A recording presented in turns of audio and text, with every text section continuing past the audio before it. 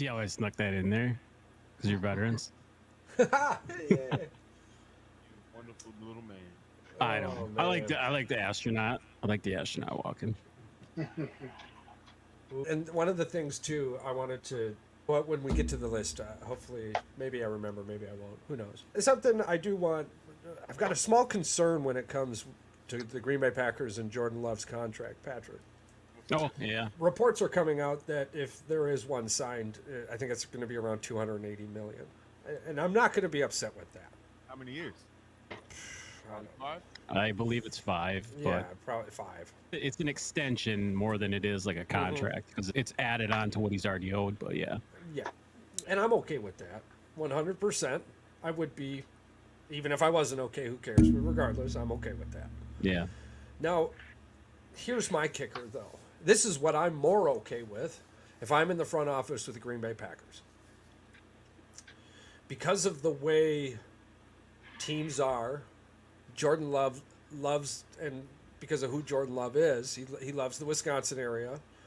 We're only going to lose him if we lowball him contractually. Right. Yeah. And that's not going to happen. No matter what happens, he's not going to be lowballed. Whatever number, let's say he tests the market. This isn't a Saquon situation, right?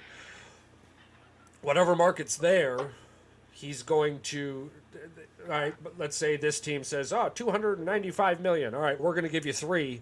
And that's just what it is. Because if other teams, if he played, my point is because Trevor Lawrence took so much money and you're basically looking at somebody no better than Daniel Jones, he is causing a ripple in this tide effect. Dak Prescott isn't signing a contract, so that doesn't help us at all. Tua isn't signing a contract anytime soon. That doesn't help us at all either. So right now, I'm not okay with it, but I understand the situation where we look at Jordan and go, okay, listen, we're not on the same page yet. You've given us one great season, and we expect you to do the same thing. So let's go out there. I'm assuming this will have to come with some incentives, but beyond the detailed talk, go out there and earn what we can give you. Earn what we can give you next year, because we can give you more next year, right? But we can't give you what you're asking for now because arguably you could be overpaying. Let's be honest. Yeah. It was a great season, but it was one. And the same thing I say about C.J. Stroud and many others, and what many other respected analysts have said moving forward or moving backwards, you can't, everybody has one magical season. Hell, who's that guy that made it to the Super Bowl that everybody makes fun of? Rex Grossman? Yeah. Even fucking, but I'm just saying, even Rex Grossman makes. Rexy. Like, you're not wrong. You're not wrong. Are you going to pay Rex Grossman $280 million? No. I wouldn't. Okay. With old candy bars at this point. I mean, and if we're being honest contractually, while we don't say out loud that, what we say out loud is that, our kicker fucked us and our defense fucked us, but let's be honest, there was a lot of time left on the clock for that stupid ass throw.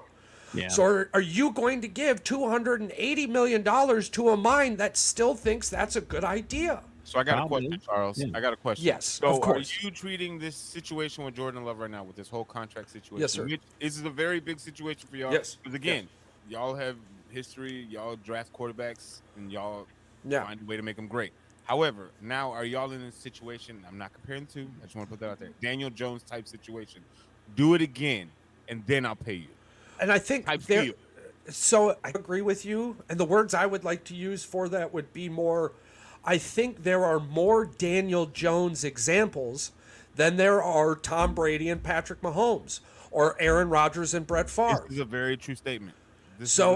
As much as I love Jordan Love, minus the cheese curds and pineapple, but I think I can get over that. It's not do or die. But it's definitely not do or die.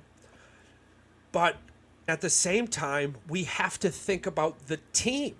We have to think about the future. Right. And while I do see our future with Jordan Love, and everything about it says yes, I think that this is the Trevor Lawrence effect. You basically got the twin brother of Daniel Jones, who just got paid way too much money. We're not in Jacksonville's division. That's the thing. You can pay Trevor Lawrence for mediocrity. And it But works out just fine. But can you replicate greatness? And you need continued greatness to be amazing in the NFC North. Let's be real. And not just that, just in the Green Bay Packer organization, period.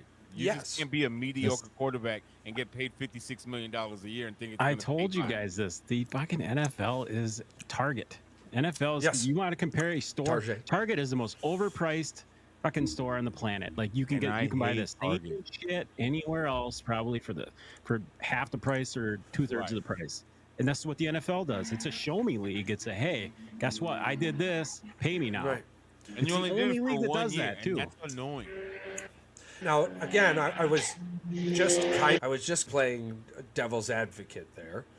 And not necessarily even devil's advocate. I was just thinking on the other side. I do believe Jordan Love is our next quarterback. I think he's a generational quarterback. I think he's only going to get better with time. We haven't seen his peak. We've seen the climb to the peak. Okay, and that's the question, because now it's cloudy. Where's the peak? Is it another 100 meters up, or is it another year up, or is it another 15 years up? I think it's another 15 years up, and everything arguably is pointed to yes, that's where it's going. But this is the NFL, and if you put your thinking cap on, your thinking cap always tells you to wait until Thanksgiving of that year. The average age of an NFL quarterback when they hit their peak is 28 years old. From what I looked into, what I read is 28 years old. How far is Jordan Love from 28? Is he 25 or 26? Let's just even say he's 26. I'm assuming he's 25 or probably 25 or 26. So he could, like you said, he could be that year away, or he could be 2 years away. But the problem he's is 25. Okay, he's 25. So he possibly could have 2-3 years where he just progressively gets better until he gets to his peak. Oh my God. November 2nd, 1998. It makes you feel old, yeah. 10 years after I was born. God damn it. Good for him. Yeah, but here, I'm willing to put a majority, if not all, of my analytical credit on the fact that Jordan Love is that guy. He's not a guy. The Packers put all their faith in him when they let Aaron Rodgers just fucking walk. Told you everything you needed to know right there. But Mike and I were talking about that earlier. And what we were saying is that I think Aaron Rodgers should have retired after his final MVP. But I'm glad he didn't, because I don't think Jordan Love would be who he is today if the scenario was flipped and the season after his MVP, Aaron Rodgers retired, which he definitely should have. And then everything fell apart, and then now he's this around 200-yard guy a game. Go ahead, Mike. No, I was just going to say the big difference in a quarterback like Jordan Love versus a guy who has to come out and start like a Bryce Young or a C.J. Stroud is his body's not going to be nearly as beat up. He didn't have to take the punishment that those guys have to take. So CJ was already hurt this last season. I mean, and he's already going to be fresher than most of his competition. Now he's going against a couple of rookies in the division, but he's fresher than most quarterbacks his age. So I think with him, he gets a little bit. I would say most quarterbacks probably flame out really about, we'll call it mid-30s to be generous, right? Yeah. I think you give a guy, same reason with Aaron Rodgers, you give him another 3 or 4 years because he's so much fresher. He doesn't have the ass whooping that the quarterback before him took or rookies took, and he also had the benefit of learning behind Rodgers. Now I don't know what kind of mentor Aaron Rodgers was to him. That's never been said. Better than Brett Favre was to Aaron. You know what I'm saying? It's. To my understanding, Aaron and Jordan are pretty good friends. They still talk on the they talk on the norm. Yeah. I have more questions with C.J. Stroud than I do Jordan Love, and that's not. And I have absolutely, because what C.J. Stroud did is an anomaly. Can he maintain that? C.J. Stroud still has his college career stuck in his fucking head that he couldn't win a natty. Did you see him on the podcast? He freaking was like losing his shit. Well, arguably every big game of C.J. Stroud's career he failed at. Yeah. I mean, there's not many he accomplished when it mattered. When it mattered. And again, what he did, here's the crazy thing, right? And I call it the Kyler Murray effect, but it took a hell of a long time for somebody after Kyler in the NFL and for it to happen again. But I think that CJ will have a game plan against him this year, right? And that's the thing that you have to learn through the NFL. And I'm not so worried about it with Jordan Love because every game there is a new game plan for Aaron Rodgers. They have a new running game too, so their whole offense is going to change too. And my reasoning behind this, and you're absolutely right, Patrick, but for most quarterbacks, if you're not Patrick Mahomes or Lamar Jackson or shit like that, like you have a game plan, and that game plan contains the quarterback for the most part.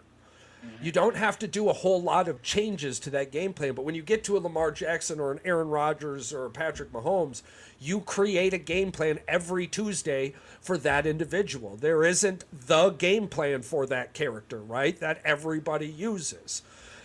And there's variations to the game plan unless you get to these special quarterbacks. And you have to create a defense that was different the last time you fucking played this guy because he's going to tear you alive 5 seconds into the game because he's, holy shit, you're doing the same thing you did last time.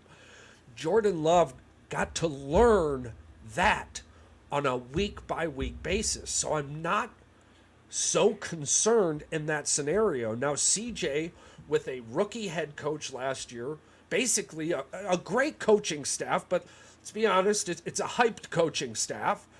They still have to prove their worth this year because other coaches now know how they approach the game. So I'm going to know how to defeat that. There's way more questions in my mind with Houston. You got the rookie of the year chip on the shoulder too. That doesn't help either. Yes, the arrogance, the confidence coming in. Yeah, he's got a lot of expectations to live up to. The other thing is it becomes not to an extreme degree, but it also almost becomes like an RG3 situation. First year in the league, RG3 was killing people, making people look foolish. Next year, they had a year's worth of tape on him, and it wasn't so foolish. Yeah. I think CJ Stroud is a better athlete. I think CJ is a better athlete and maybe a little bit of a smarter quarterback than RG3. But that year, it happened to Hurts last year. 22 was the first season you had a full season worth of tape on Hurts. 23 came back, and people knew where his weaknesses are. You have to see if you can adjust after that second year when people have figured out, okay, Stroud has a tendency to roll right and throw across his body, so that's where I'm going to watch the route. And that's just an example. But whatever his weaknesses are, these defensive coordinators are literal geniuses at coming up and reading your body, reading the way your eyes look, showing which receiver you indicate towards more. Do you favor your running back on the left or like all of this stuff? It's your job now as an offensive coordinator and a quarterback to say, all right, how do I counteract them having a full year of my tendencies? Can I change tendencies enough to where I don't become predictable? Can we update the offense to where it doesn't become predictable? So with Jordan Love, I think Pat said adding a new running back, adding Josh Jacobs, and, the upgrades you guys have made is going to make it so, okay, we know what Jordan Love is going to do, but we've never seen him interact with Josh Jacobs. We don't know how Josh is going to catch out of the backfield. Is he going to be a good blocker? We know what he did in Oakland, but that doesn't solidify his relationship with Jordan Love. So let's see how much that changes. Yeah. CJ and D'Amico was the other one you have to worry about. D'Amico Ryans did a fantastic job last year. Right. But people now know how you coach. So let's see, can you schedule that a lot tougher too. Well, absolutely. Yeah. And the argument with CJ Stroud and Jordan Love is a brick wall argument, I like to call it.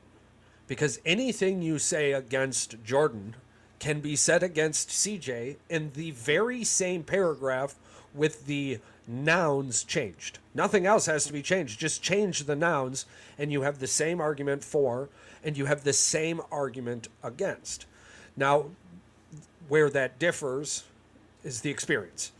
and experience on both sides. For one, you have a head coach in Matt LaFleur, who, I mean, is on a John Madden pace. And whether you want to say that's because of Aaron Rodgers or not, let's be honest, Aaron Rodgers is a 217 yards a game quarterback after his MVP season. So now it'll be very interesting. It's why I'm super curious. It's why I'm so intrigued about the Jaden Daniels, Caleb Williams. No. You don't believe he's going to be. I don't believe he's going to be much. He might be a little bit better because he has something to prove, but he's not going to. I'll give him 240, but I'm not. He's not going to be a 250, 280 quarterback. Yeah, I love that. I think 240 is generous. I do. I can see 225. Maybe they have to. Yeah, maybe it's more the balls in his hands more. I don't know. Yeah, 220.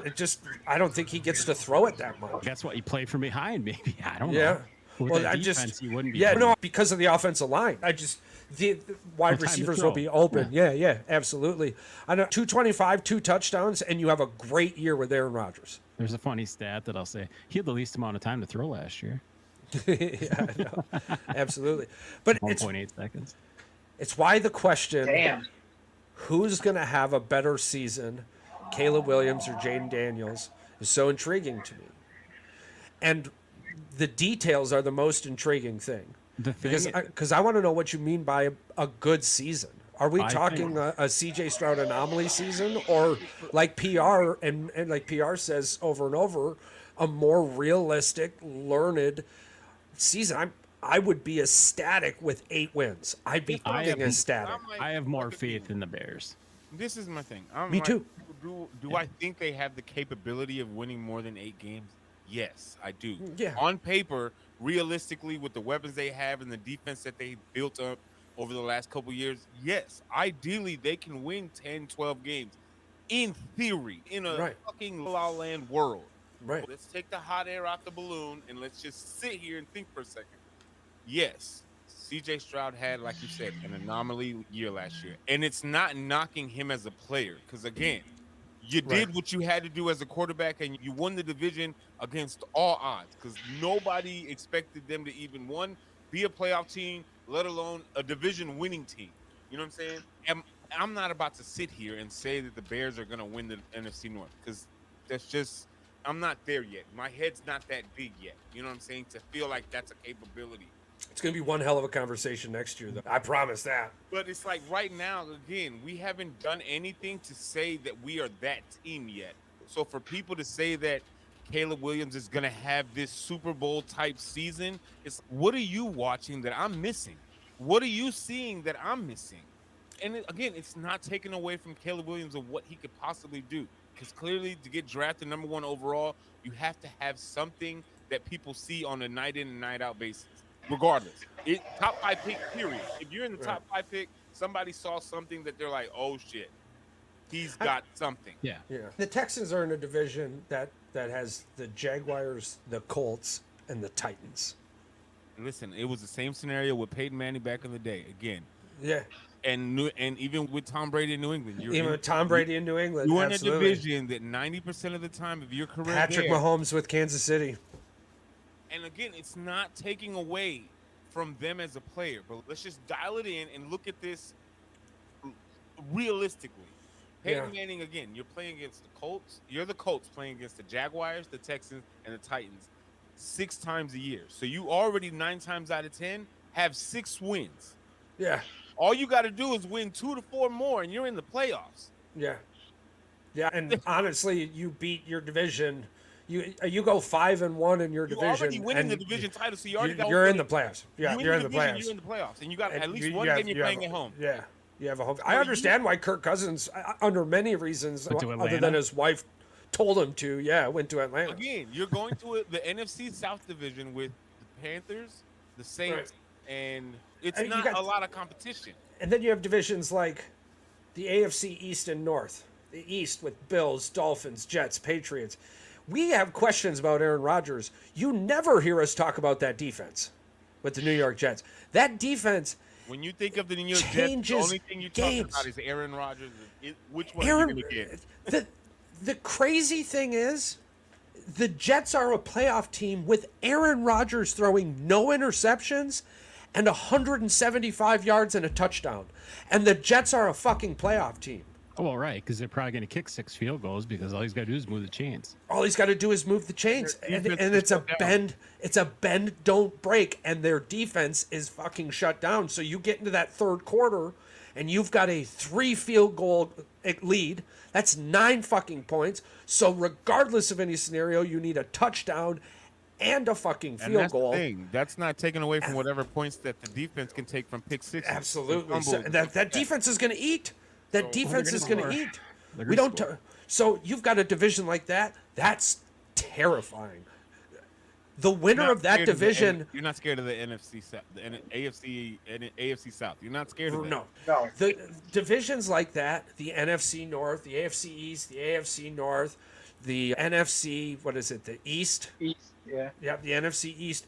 You destroy each other so much throughout the season that when you get to the playoffs without a break, you're basically running on adrenaline and fumes. And it takes those special moments and a mistake on the other team to carry forward. It's so difficult coming out of those scenarios. But again, you take that and then you look at what happened to the Texans, bro, and they got smacked by Baltimore, and everyone was just like, oh, he's not ready. It's, wait a minute, dude.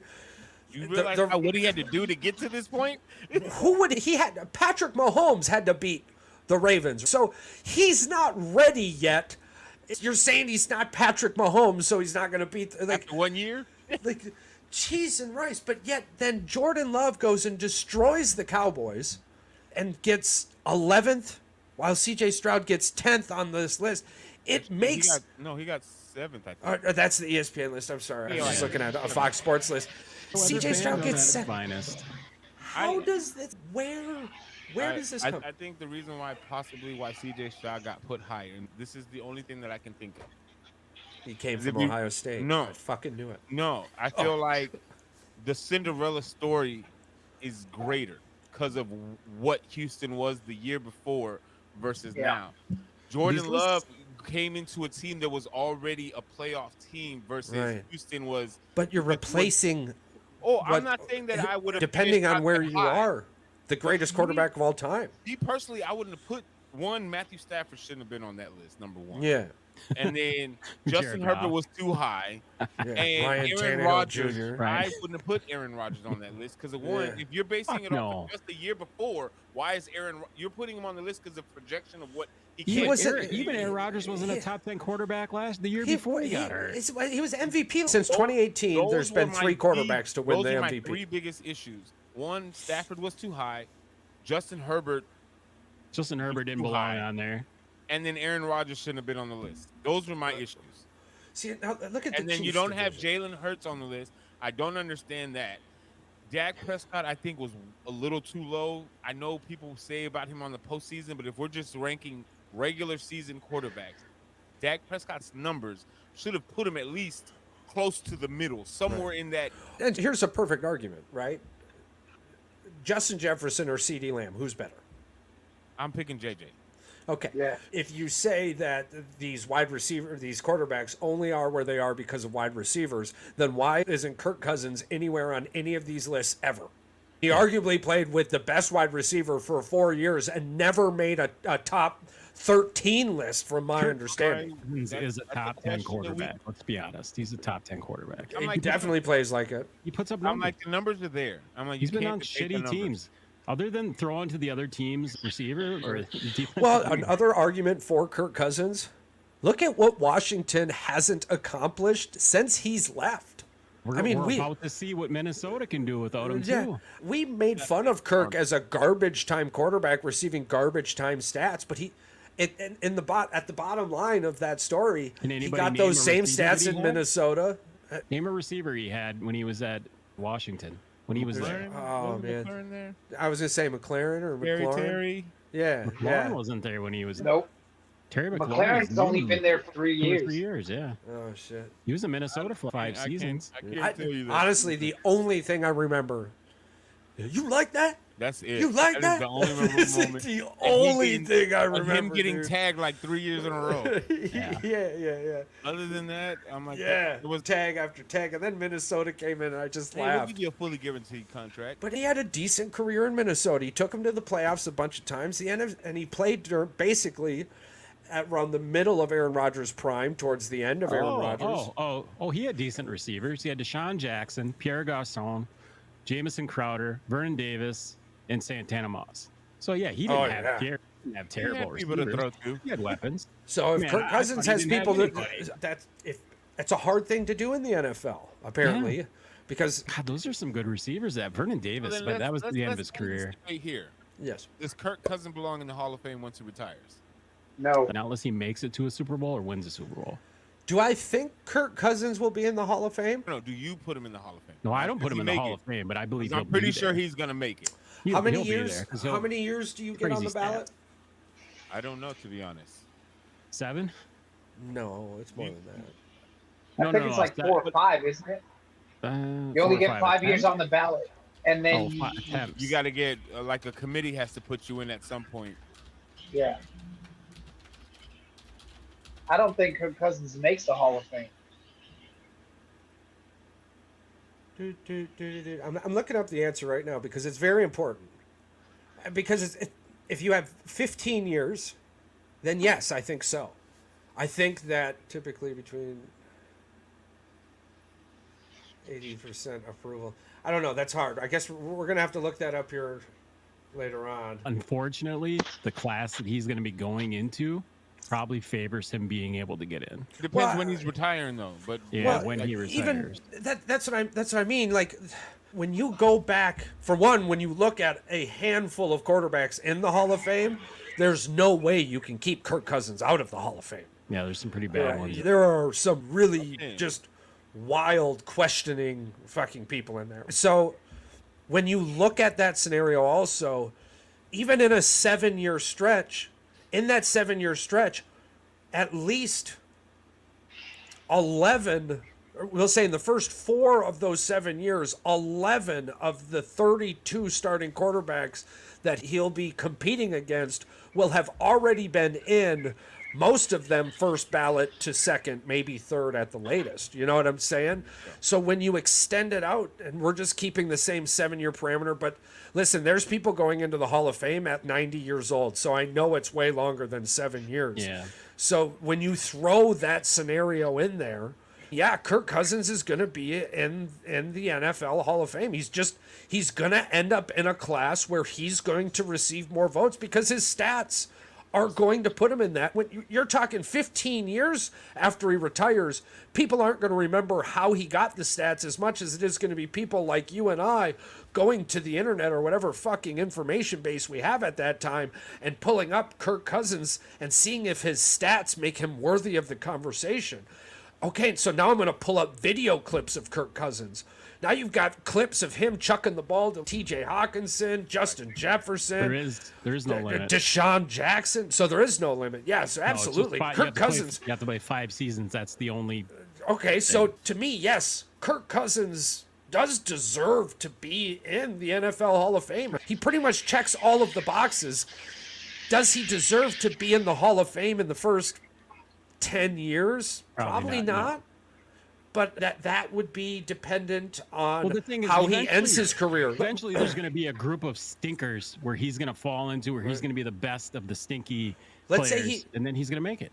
Let's say he makes it to the Super Bowl with Atlanta. That's kind of how I feel he's going to get in there. But What if he brings Atlanta to the Super Bowl? Win or lose, just making it to the Super Bowl solidifies it. This solidifies the conversation inside 10 years, in my opinion, because just in that thought process, 15 years after he retires, you look up stats and then you look up video clips of Kirk Cousins. You're going to be impressed. Unless you lived it. Because you won't have the same context 15 years from his retirement that we have now. Because we've seen Kirk Cousins play in NFC championship games. Or not NFC championship games, but we've seen him play in playoff big spotlight games. Big moment. He did play in an NFC championship game. He lost. I'm pretty sure he lost. Or no, he lost. He lost in the NFC Divisional round. Divisional round to the Saints. Yeah. So we've seen him in these bigger than normal moments, and even look at prime time. Yeah, arguably he was good. The defense let him down in that game. Yeah. So even if you go back and watch that game on tape, that's not Kirk's fault. It's because you're, like you said, 15 years from now, you're missing context, so you don't have the same analytical ability. I can't go back and watch Chuck Bednarik film and be like, oh, this guy was this, that, and the third.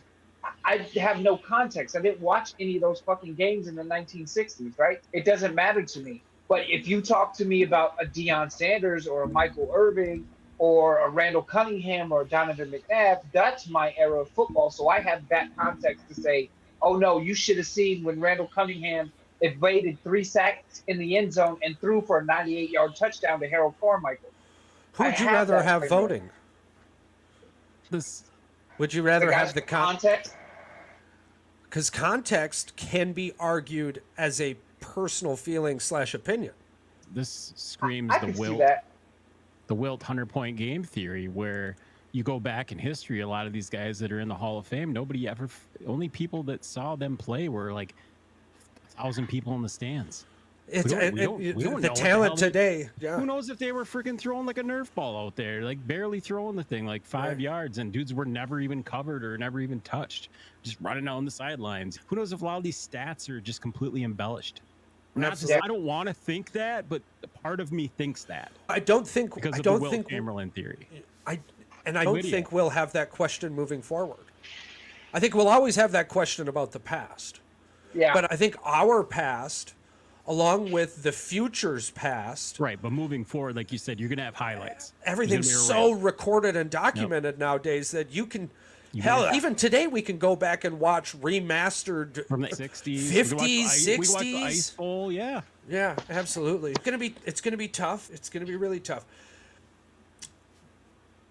So that was a crazy quarterback conversation. Which will lead us here soon into a collective top 10 quarterback 2024. But I do want to go around the table, as we had mentioned, and any major sports topic that's on the mind, I'll go ahead and bring that up. Go first. And we'll discuss. PR, please start us off. I think my biggest issue when it comes to sports that's going on right now is the men's USA team is not a scary team right now. Yeah. I might get heat. I'm not going against Team USA for whoever's listening to this. But let's just think realistic. Yes, we have some of the most talented players playing in Team USA. But we literally just beat South Sudan by 1 freaking point. Somebody who's 19 for 104 in his career made the shot too, so I'm glad he came through on that one. Again, I'm still voting for Team USA to win team gold. It's a real stat too. You look that up. But y'all can't play like this and expect people to invoke fear in people's mind. Y'all not playing like y'all the dogs. Y'all playing like Wallace sometimes. It reminds me of the 2004 NBA men's basketball team. When we played in Athens, yes, they got one. And then you needed a Kobe to come back in 08 with the Redeem team and run through fucking Pau Gasol's chest. Yeah, I can't wait for Usain Bolt to be 90 years old so I can challenge him and claim the fastest man in the world title. No, hell no. Hell no, 90 years old. I'm going to beat that ass. I'm going to beat it. Yeah. Isn't he the same age as dust your ass. No way, man. No way, man. Bolt? I thought Usain Bolt wasn't that old. I thought he was like 30. I'm just saying. I'm just saying. This is what it's coming down to, right? It would be a young man versus a 90-year-old man. Obviously, I am. Okay, so what happens is in 10 years we get. He's 37. He's 1 year older than me. Well, listen. In 10 years, we're going to get an anti-aging pill. But what it does, is it stops your reproductive organs. And he's I don't want that. And I'm like, yo, the war already took that. Give me the pill. Oh, that's the scenario. And I'm gonna freaking pop them pills. No, that is exactly how that works in this scenario. Okay, so now he's 90. I'm a young, vibrant age of 30. 46, because 10 years from now, that's when the pill's created. So 46. We're going to see Charles qualify for the 2056 Olympics. You know what, hey, Patrick, you know what this is going to be? That pill, not only is he going to feel like he could beat Usain Bolt, he's going to go back to wearing shorts back on. He's going to go back to wearing them shorts. I'll put my basketball shorts back on. Yeah. It's the third greatest thing in my life. Oh shit. You know? Absolutely. I digress. But to your point, Pierre, it's the same reason why the women's USA basketball team just got their ass kicked by the WNBA, because they thought age didn't matter. They thought when this talent is comparable or better, age always matters. Here's the problem: the talent shouldn't even be close, because they said they picked the best. The best. If Anthony Edwards isn't the number one option, then they didn't pick the best, in my opinion. No, they did terrible. They had terrible choices. I'm sorry, LeBron James. Come on. Oh, he's earned the right to be there. You know who else said that? Tiger Woods. And I think he shot 57 over on the first day. That is mine. That is mine. Okay, I'm sorry. All right, we won't get away from that. We won't get away. I'm sorry, Patrick. I'm sorry. To end with my topic. Yes.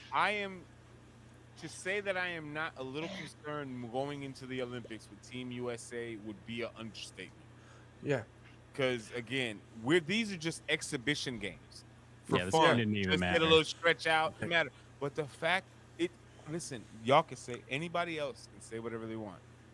Exhibition or not, if I'm Team USA, preseason doesn't matter. I'm stomping a mud hole. It needs to matter. They should play defense. Let's be honest. They should play defense. You won by one point. It was like watching an NBA All-Star game out there. They were just terrible. letting dudes shoot from like 15 Royal feet Ivy away. said this country's only been an independent country for 13 years, and you let Hey, these dude, boys score 100 but points. let's not take anything away from that country. 100. No, They I'm deserved to win that game, and they got screwed. Yeah, I don't. You're saying you're supposed to be the most dominant team in the country as a FIBA ranking. You're the number one team in the world right now. And Apparently, you barely can walk away from South. Did you see the scrutiny? There was With apparently multiple the guy- choice. Yeah. With multiple choice, they're the number one team in the world. Without multiple choice, the Boston Celtics don't win a national championship. We're just throwing that out there. And in FIBA, you don't get multiple choice. You need to know the answer. And that's the thing. I'm not afraid for USA basketball. I'm comfortable knowing we suck. Yeah. Not talent-wise. We suck without multiple choice. For one, look at our standardized test system, but that's a conversation for another day in a different podcast. But without multiple choice, we're going to end up playing for the bronze or for the bronze. It's France, a better Canada's chance. gonna take them out. So how do you feel about France now? I don't talk to me. Canada's number 2. Paul. Canada can definitely. Canada is one. Listen, they're French. What more do I need to say? Wemby. What more do I need to say about this? I'm not worried about a dude who can only play 28 minutes. Oh snap! I'm not worried about a dude who can only play 28 minutes. They're not worried about Team USA either. And I'm not worried about a guy who more. can't be in the game in the last 4 minutes because he's a liability. But he can stay in the paint now, though, so he doesn't have to move. Yeah, they don't have to move anymore. And that bodes well for Team USA because they still have shooters. Is Wemby playing for France? We're not talking about can Oh, USA boy. score, right? They can obviously score. They'll put up just can't do 100 or any more defense. every night. Yeah. Right, it's the defense, but they can't play defense because they're old and tired. And you can't have the young legs out there because the old minds are filled with absolute ridiculousness. They feel like they've earned the right to be there. Entitlement. And that's crazy to me. That's crazy to me. Patrick. That's my topic. We got to bring up the British Open. Tiger Woods, an abysmal performance. And then we had the craziest thing that's ever happened at a championship. Royal Troon, the shortest par 3, 7:33 a.m. Guy quits mid-hole because he's having a terrible fucking round. Guess what nationality he is? Guess what? Guess what nationality is? German. French. Was he French? Yep. And we are talking. Don't let me butcher this poor guy's name. Romain Langasque. He's French. Whatever. What more do you need to say? All they do is give up. That's literally their life. He was four over through the first 7 holes. Hit a tee shot on the par 3. It was a short par 3. He shanked the damn thing. He just said "F it" and walked off the course. Off. Yeah, he's French. What more do you need to say? Fuck it. I'm out. Yeah, no, I love this. I love that you brought it up because, again, this falls directly in line with USA basketball and USA women's basketball. The entitlement is ridiculous. What is wrong with sports? Tiger needs to just let it go. Tiger needs to go to that. Go to the Champions Tour. Jesus Christ. The golf cart and shit, dude. Like a senior PGA. The Champions Tour. He gets to drive a golf cart and shit. Dominate that league over there. Go break Bernard Langer's records that he's setting right now. With the old fucks. It's fine. The fact that he can hang with these young, talented golfers at this point in his career. Bro, he almost died in a car accident. His life was like he's got more titanium than bone in his left leg. Yes, what is it? More titanium in his fucking bones than a Tesla's got in the front end or something like that. That was the joke. It's not that Tiger Woods doesn't have the talent. No. It's that Tiger Woods doesn't have the fucking body anymore. No. And if the PGA wants to pay him $25 million over 7 years, or I'm sorry, $100 million over 7 years for him just to show up at majors, they better give the motherfucker a golf cart. I'm tired of it. I'm not. You could give him $100 million, give him a golf cart. He's not going to retire. He's giving him a golf cart. I don't care if he's driving a Segway down the golf course. Who gives a shit? Just give him something. He can't. He can't. He's not old enough. No, he is. He is obligated with the PGA. He signed a contract. $100 million over 7 years. They're basically for appearance. At the beginning of the year, because they're trying. They need to compete with Live Golf because otherwise Live Golf is just going to come in with checks, and anybody who's winning on the PGA is going to start. He gets eyeballs on the TV watching the golf. I don't watch golf for Tiger. But Tiger Woods. There's millions of fans. Like he's a shit ton of people. Tiger Woods got paid. Jordan Spieth, Justin Thomas, Rory McIlroy. A handful of people got paid. They all didn't get $100 million. Tiger Woods got $100 million. Everyone else got How do you pay somebody that 40. hasn't won anything in how many years? Wait a minute. Paul, like Patrick said, it's about the eyeballs. He does bring a lot to the sport. Apparently, Paul doesn't realize what Live Golf was ready to offer him. Apparently, supposedly, Live Golf almost offered him $1 billion. Yeah, it was easily. Like $700 and some million they offered him. Yeah, he said no because he didn't want to. He basically didn't want to live over there. That was the issue. Right, and so they had to compete. But that's the thing. You're in this willy-nilly scenario. Like, why the hell don't you give the guy a golf cart? You let John Daly cruise around on a golf cart when he shows up to the matches. And he's exempt to play up. Clown 90%. I love the fucking guy. Can't wait. I dress like him often on the golf course. I dress like me. Our personalities just happen to match quite a bit. But Tiger can't play because of the physical ability, not because he can't swing the club or he's just physically exhausted and drained. On the cuts he makes it, the days that like Saturday and Sunday when it progressively gets worse, and the commentators, bless their heart, every one of them, he'll get a par or a birdie somehow, and you'll hear him say every fucking time, "Oh, here comes the Tiger comeback." We've all seen many times. It's not happening unless you give the guy a golf cart or allow him to continue to make that money and send him to the Champions Tour. The thing is, if I was Live Golf, I'd start going after those Champion Tour players also. And I would start my own Champions Tour because you ain't got eyeballs down there. Guess where the eyeballs will go?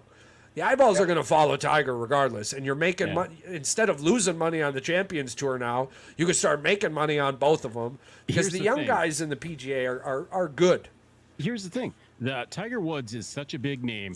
He could literally have the worst round ever. There's people that are like, if he hits a ball in the woods or he hits a ball in the water, there's people out there taking photos, and they're going to go sneak onto that course, try to find that fucking golf ball because Tiger marks his balls with his initials. Someone finds that golf ball, they'll go sell it on eBay for $25,000. I see why he's still there too. Yeah. PR away from taking the overall for it's insane. Oh yeah, absolutely. The same reason people go watch Bronny James play basketball in summer league is the same reason. Yep. Well, Tiger Woods gets paid. I believe I hope I didn't just lose this thought. I did. That's too bad. Listen, but while he's thinking of his thought, he won the Masters in 2019. Great. Oh, that was but so before awesome. Before that, he didn't win he didn't win a major. The last major was the U.S. Open back in 2008. Yeah.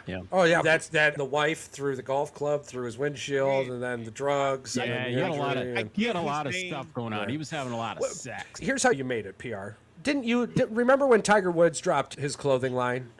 Yeah. Didn't you look up like a hat or something? Weren't we interested in it? Not me. $79.99 for a hat. You got me all stuff. Okay, I'm just saying, when you can charge $79.99 for a hat, all of us might think that's fucking crazy. But there's $5,000 Italian leather shoes that sell out every year. Okay, we're just not the crowd. Shoes, there's 20,000. Exactly. So we're just not the crowd that buys it. But there's $100,000 TVs. Pair of shoes, I get upset. Oh, absolutely. Okay, but when you can charge $79.99 for a hat, I get it. it's because you have him. You're him, yeah. and Tiger Woods is him. When I call for his retirement, absolutely, and that's what I wanted to point out. That we're not calling for his retirement because he doesn't have the skill or the talent. We're just, bro, like your body can't do it, and we're sick of hearing about you. Now, I will because say this: there's other people who deserve the spotlight. I would be okay if they did something like this. I may be reaching at this point, but watching him and his son do pro-ams together That'd be fun. Fucking fantastic. We'll see a lot more of them coming up soon. Them two doing that, their dialogue when they're on the field and just hitting the ball, hitting the green, stuff like that. Watching those clips, him and go back and forth, seeing the similarities in swings and mannerisms. That's stuff I like to see. But him still trying to be out here to compete and actually feel like he's going to win, I don't get that anymore. He's not the favorite to win. At this point, you're like you guys said, you're paying this man to put eyes on the TV. That's cool, but as a human, for me, if I'm Tiger, that just got to suck. Yeah, sure does. Here's my question that I want answered by the PGA. Then we'll get to Mike's point and we'll jump to this list. Why aren't you giving Tiger Woods a golf cart? If you give him a golf cart, he'll bring more eyeballs to more events, more money to those events. Might last longer. And you can pay him that money faster, pay others money that faster. You can pay things, you can do things better. Why not give him the golf cart? Because let's just say somebody, yeah, absolutely. But let's just say somebody complains. You can legitimately look at them and go, he's Tiger fucking Woods. You can't say that about many people. For one, like in basketball, you got these LeBron James. It's the Dingleberry's doing the Dingleberry thing, and everyone's mistletoeing his nutsack. That's fine. So why doesn't Tiger Woods get that same fucking respect? Because Tiger Woods is a much better athlete in everything he's done. As a champion, by far. So why isn't Tiger Woods asserting this same level of nepotism? You're forcing him out there. And you're okay with five appearances in a calendar year when you can get 15 out of them if you just give him a fucking golf cart. Because how old is Tiger? Isn't he like 40? Let's see. He's got to be 42, 43. Maybe He even is older. 48 years old. I was thinking He'll 47, be 49 48. in December. Yeah, so maybe you got to be 50 and I can give you the golf cart. But if he retires, I don't think he can play in the Champions Tour. 2026 is when he gets the golf cart. 2026. Golfmagic.com PGA Tour. May 8th, 2024. Six-time European Tour winner believes that Tiger Woods will take the PGA Tour Championships up on their offer to offer him a golf cart for the 2026 season. So apparently it must be an age thing. Yeah, must be an age thing. Then at this point, we're going to see Tiger Woods 3 times a year until he gets the golf cart. Yeah, I'm sure. And that might be, hey, here's the thing. That's what it is. He needs to win one more, and golf is a beautiful sport. And it doesn't even have to be a major. He just needs to win one more game, one more title. Tiger is talented. Which one it is. Tiger is talented enough that once he gets a golf cart, so this retirement talk may have to be settled, actually. We'll see once he gets the golf cart, because he gets the golf cart and he's just out there buzzing around, freaking shooting 25 under again. That arthritis in my ankle ain't shit no more. That'll be awesome. A couple cornerstone shots. Hey, we'll see. And then maybe all these Tiger wish he would's would shut their mouth, and we'll see what happens next. Yeah. Mr. Chaos, what's on your mind? So we talked about in our group chat a little bit the worst NFL franchises. Yes. And I came up with my list, top 10 worst. And the criteria for the teams are different for each team on why I think they're the worst franchise. So I won't spend a whole lot of talking about that, but I might touch on a couple of them. Okay. Number one, the worst NFL franchise in NFL history for me is the Cleveland Browns. Okay. By far.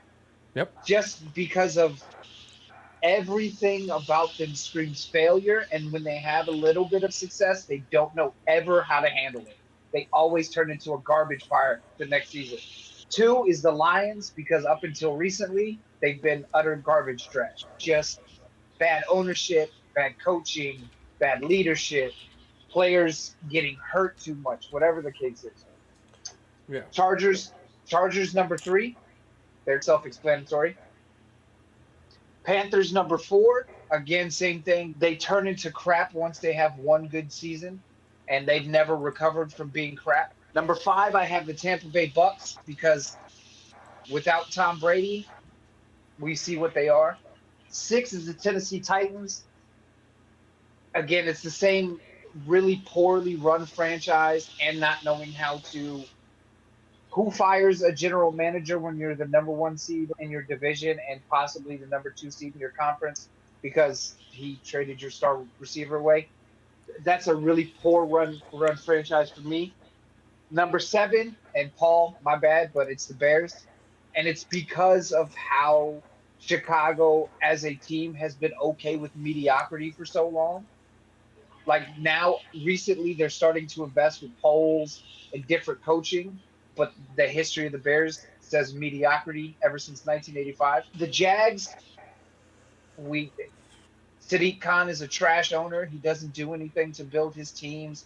He hasn't had a decent coach since Doug Peterson is a Super Bowl winning coach, so I'll give him that. But you brought in the human dumpster fire in Urban Meyer and let him run roughshod on the team. So you automatically qualify as a horrible team to me. Number 9 is the Cardinals, and number 10, this one's kind of the one that I had to justify a little bit more, is the St. Louis Rams. The LA Rams have been great, whether it was in the past with the LA Rams with Eric Dickerson and stuff like that, or Aaron Donald, Matthew Stafford, Puka Nacua, they've been good. But the St. Louis Rams were a fucking miserable trash of a franchise. Nice. Give us a quick 1 through 10 again. 1 through 10, Browns, Lions, Chargers, Panthers, Buccaneers, Titans, Bears, Jags, Cardinals, and the St. Louis Rams. Nice. The only trouble I would have scrolling through the video and listening to this list would be hearing former Super Bowl champions on there. And was the Jets on there? No. Okay, and not having the Jets on there. Yeah, Jets are terrible. The only Super Bowl win the Jets acquired, they paid for. And it's the only bought Super Bowl in the NFL history. There's way too much evidence of that. I could see definitely taking the Rams off and putting the Jets on. And their teams are hard too because they haven't really been around long enough. The team that I personally, again, I love your list, but personally, the team, I would take the Super Bowl winning team out of there. I would take the Chicago Bears out of there and replace them with the Jets, because the Chicago Bears between the beginning and 1985 were honestly a really great organization, a formidable body in the NFL. A handful of terrible decisions have led them down a cursed path. Yes, I love your list. I probably would have them in the top 15. Did you have the Arizona Cardinals in there? I did put the Cardinals in there. All right, I was. Yeah, they're number 9. Okay, all right. I don't think there's a lot of conversation on 1 through 4, to be honest with you. No, I agree with Charles. I would swap out one of those teams, the Jets. It really doesn't. Realistically, the one team probably would be the Browns. Yeah. remove him. Yeah. The Browns never won a Super Bowl, but they won 4 or 5 titles before the merger, I believe. And the 50, 54, 64, 60, something like that. They're that Hold on, weird guys. team. Yeah. Yeah, ketchup, please. On the bun. Sorry, wife made hamburgers and didn't even know. Yeah. They're that weird team that their fans brought them back. I just, the Browns have been terrible. They continue to be terrible. They got a chance now. Yeah. They have a terrible fan base, but their fan base is just as dedicated as the Detroit Lions fan base. Loyal ass fan base. Yeah, Detroit. They're just like Detroit doesn't want a damn thing either, and their fans still stick around. Yeah. Yeah, I mean, my grandfather was a hardcore Detroit Lions fan, and Barry Sanders, Charlie Batch type era. Many people I know are hardcore Lions. Oh yeah, we live amongst them. Here. Yeah. I mean, I'm still here. I'm a Bears man. I'm still here. 30 years. You're a Cubs fan, so you know what being a miserable fan All my base life. feels like. So- But hey, but that misery is over. Okay? That misery happened and went. Yeah. So, beautiful list. I enjoyed all of your topics. My topic is going to be short and sweet. Regards the ESPN Top 100 list. And I want to give ESPN credit. They did exactly what was needed in order to generate traffic in a direction they wanted. Right. Because in the end, we received more than 70,000 votes from ESPN contributors. So you had a bunch of bots voting in. And those bots voted exactly how you needed them to. Because any fucking list that has LeBron James above Tiger Woods and Usain Bolt in a world where you justified the greatness of Michael Phelps is terrible. complete trash and doesn't deserve the attention it's getting. But because it's hot, wet garbage, it's getting a smell scent. Why is Ledecky not in there? Katie Ledecky? Yeah. So again, arguably, she not the greatest athlete that we've seen in the last 20 years. She's literally the female Michael Phelps, right? Like, she might even be better in her own right. It's so LeBron James deserves to be on a top 100 athletes since 2000 list. Oh, he deserves to be in the top 10 for sure. But but in the worldwide list, I don't think he deserves to be in the top 10. Right? Because for one, you're playing in the multiple choice NBA. That's not the greatest fucking sport in the world. It's not. You only are on a list in the top 10 because of American money and your global reach created from superstars such as Yao Ming. Sustained success, I think, is what it was based off of. I can see top 10 because he did go to 6 out of 8 finals. Regardless of what you want to think, he was still there. He deserves to be on the list, like you said. It's debatable where he belongs. It's definitely not top 5. Here's the thing. I'm with you, Charles. I'm like, Tiger Woods is a more decorated. Whether you want to say he has more tournaments throughout the year, be that as it may, right? Let's say Tiger Woods is at, let's just say, 20, 25 tournaments a year. Let's just say that's pretty much a little over half a year, right? And he wins 20 out of those.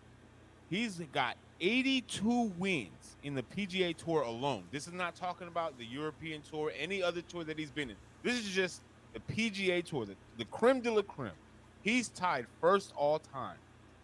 He has 15 major championships with player championships. And you're telling me he's not better accolade-wise.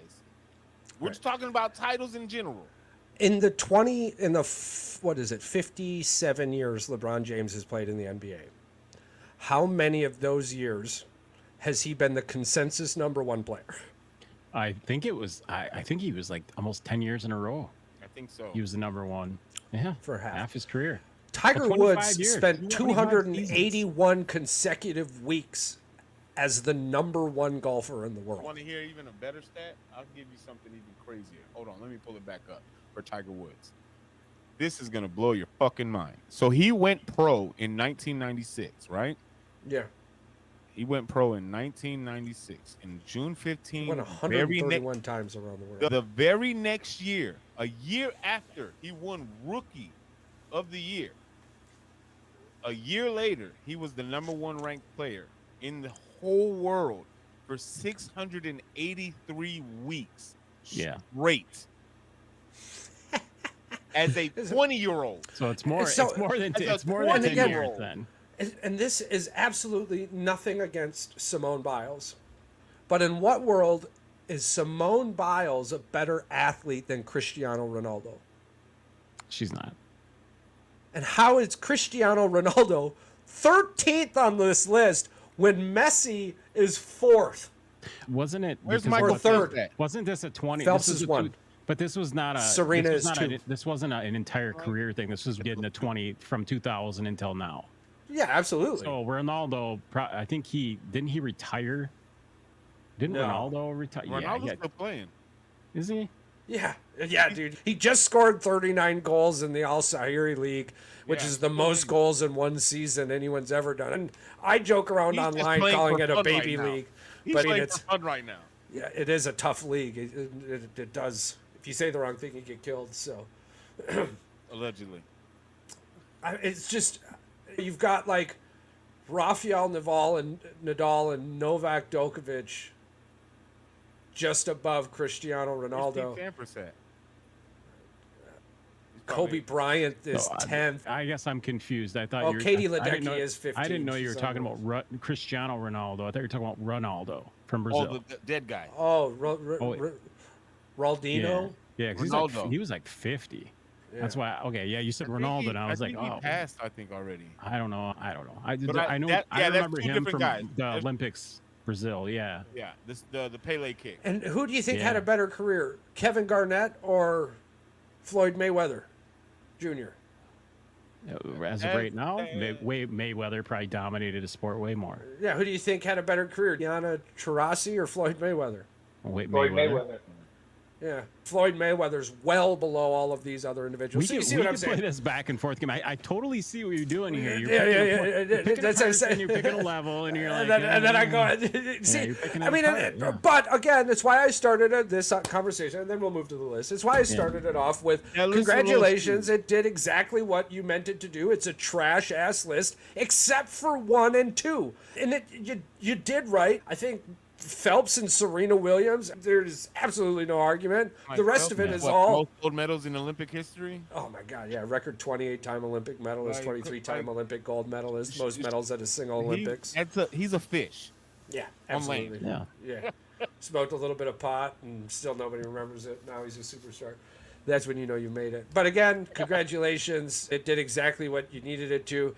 You had a whole 70,000 votes by ESPN contributors. Eat dick. You called some smartphone bot factory in Malaysia and had a 48-hour click it window, and boom, that's exactly what happened. You built the algorithm and everything. They could have threw this up, and they literally said, dick. Yeah. Yeah, at the end of it, it says, let the argument begin. This is how they did it. I promise you this is how they did it. Yeah. They went human-wise. Phelps, Serena Williams, and they just like Lionel Messi. Probably just like AI throw it up there. They went 3 to 100 ChatGPT. Randomized. That's good. Let's do 3 of those, and then we'll pick the best. Hold on. I'm going to do that right now. Let's see who ChatGPT thinks the top 10 athletes of the 2000s were. That should be interesting. Because, like, how do you not have Miguel Cabrera in that scenario? Was Barry Bonds on that list? Albert Pujols was, so I'm. Oh, okay. I don't know. I'd have to go back to it now. I don't want to. I gave it enough energy. I gave all my spat. I'm trying to think. Man, I'm so lucky to have a wife that spoils me with dinner. Good Lord. I'm trying to see who else was in the 2000s that was. Who was the last Triple Crown winner? Miguel Cabrera. There you go. How do you not have that? What about Verlander? Yeah. I'm sure they're on the list. I'm pretty sure. I saw Floyd Mayweather at 25, and I saw fucking whoever I was saying in front of him. Oh, Charles, you're going to love this. Yeah. ChatGPT. All right, ChatGPT. It just determined them by sport. So number 1, golf, Tiger Woods. Number 2, Roger Federer, tennis. Number 3, Michael Phelps. Number 4, Usain Bolt. Number 5, Tom Brady. Number 6, Kobe Bryant, not LeBron James. Number 7, Serena Williams. Number 8, Lionel Messi. 9, Cristiano Ronaldo, and 10, Lance Armstrong. I fucking love that list. Dude, I love that list. I need you to write that down somewhere and let's post insane. it. A computer figured it out.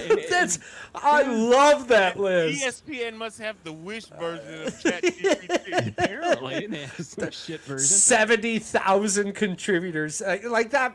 Are you kidding me? And we just oh figured my it out. God. And it said it's subjective, but this is what we feel is the best for the decade. See, even though it's AI, it still has sympathy for people's views, but it was realistic. I could argue one thing.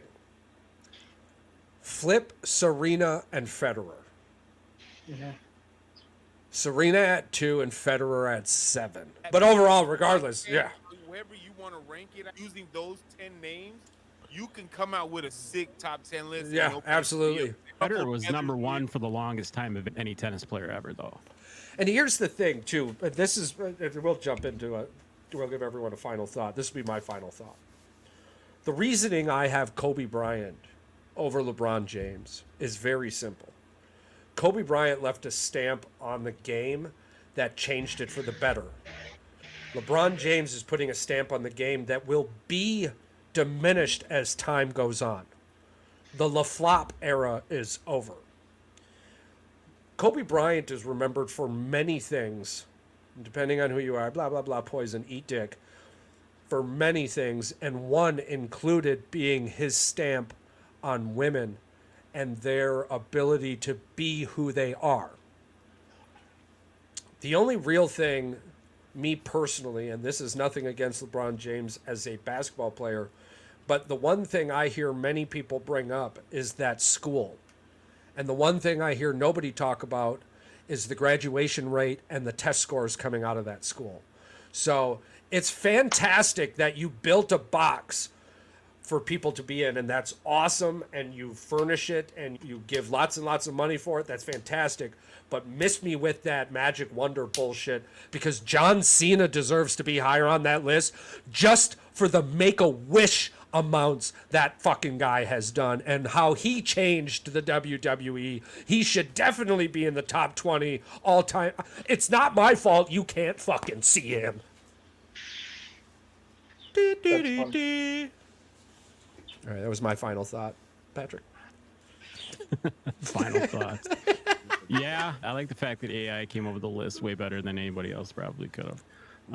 Yeah, you can flip-flop names. You can flip-flop numbers. It doesn't really matter. PR? Oh, go ahead. Sorry, Patrick. No, we're good. We're good. PR? We're good. I need to go see this list because apparently I didn't pay. I just looked at the comments and no, I told you I made it to 4 and I was already frustrated. 98% of the comments that I saw under the post when I saw it on Facebook and any clip that I saw on TikTok, it was just straight dog water.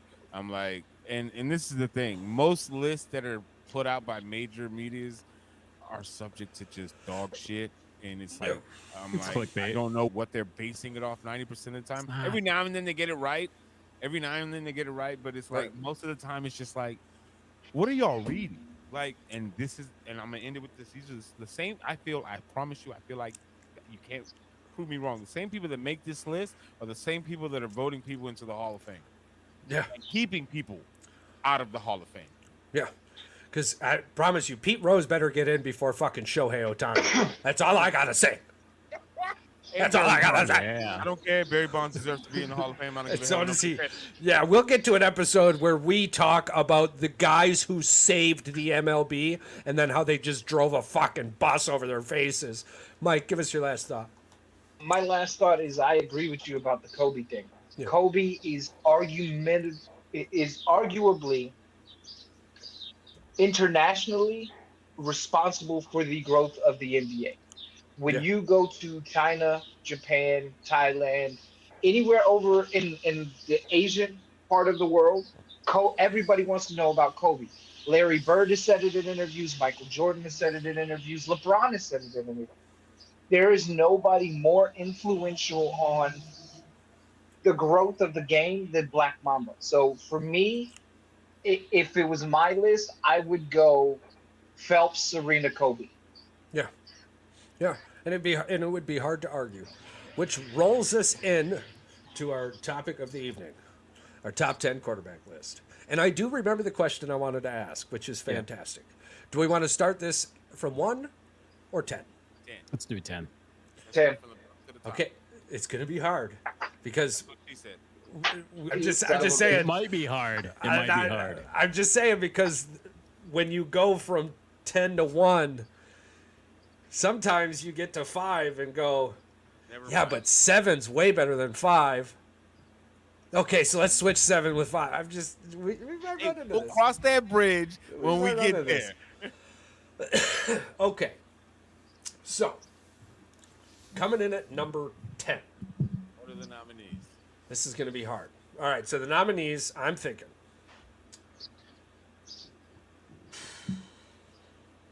Brock Purdy, Tua, Jordan, CJ, Aaron Rodgers, Matt Stafford, Dak Prescott. Now, just because those names are said now, and if none of them are picked, it doesn't mean they can't be said later or not said at all ever again. I just think comfortably those people deserve conversation for the number 10 spot. Yep. Should we add anybody? I'm telling you right now, I'm not picking Aaron Rodgers. That's just off the gate. I'm not Yeah. doing it. No, we figured that one, but I don't think Tua should be on the list.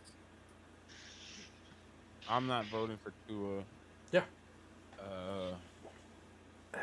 For me personally, I think it probably comes down to Brock Purdy, Jordan Love, CJ Stroud, Yeah. Matt Stafford.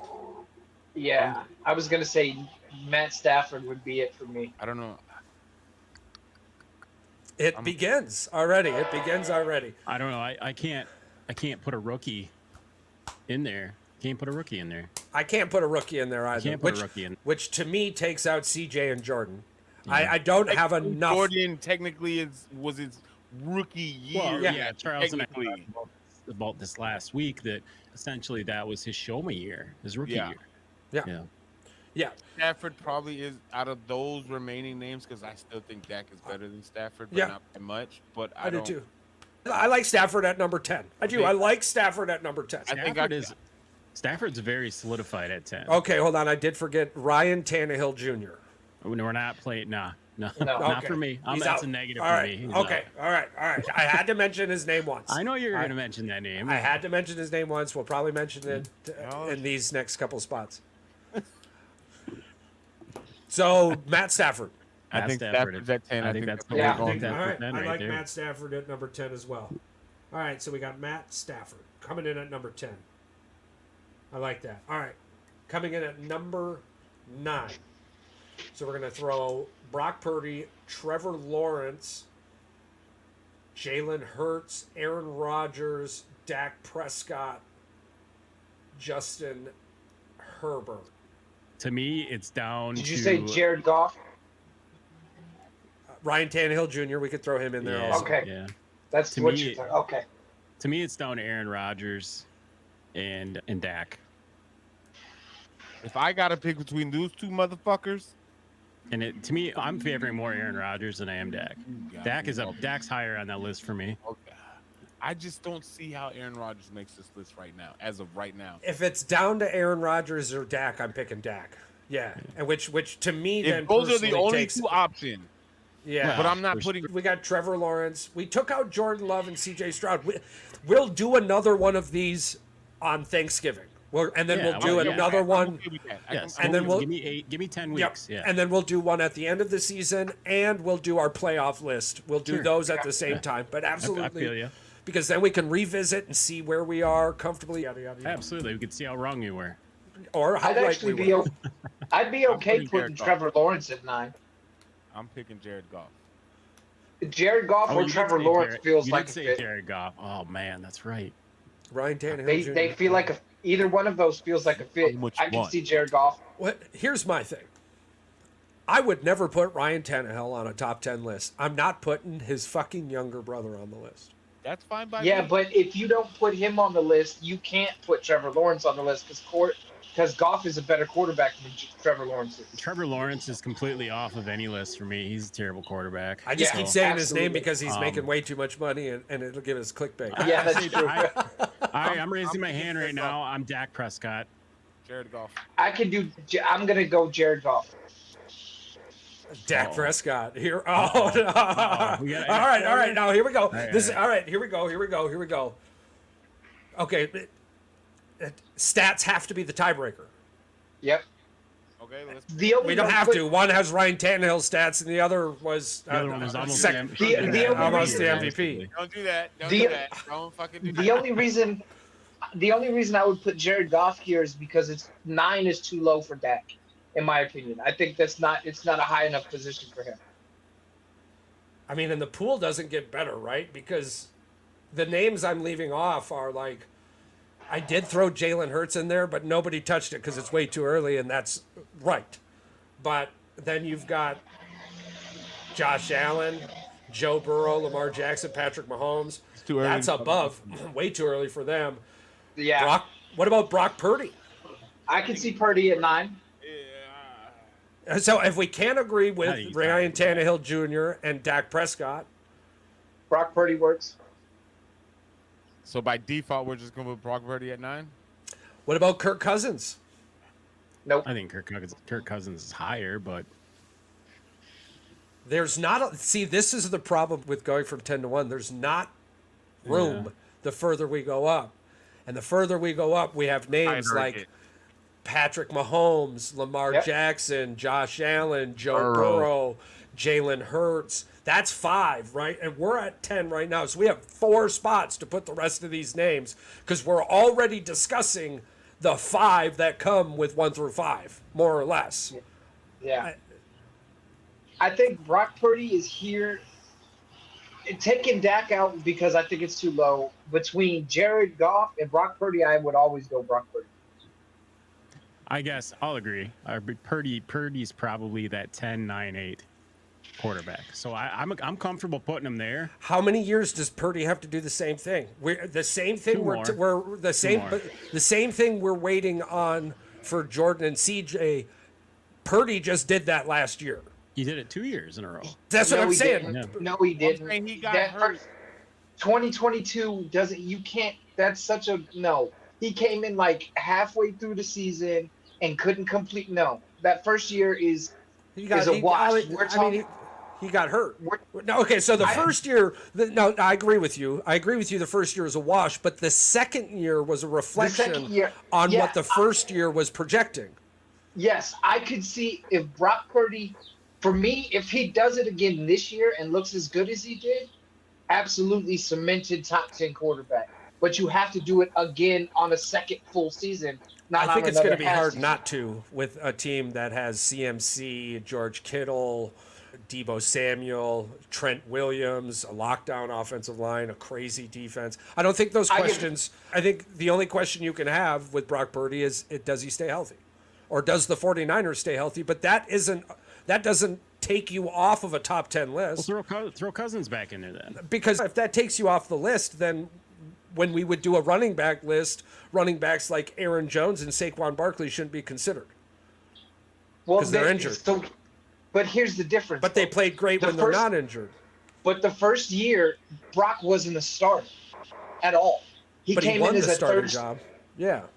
No, he didn't win the starting quarterback job. He lucked into it. I'm not saying he's not a decent quarterback. You know who else lucked into it and did pretty good? # Tom Brady. Yeah.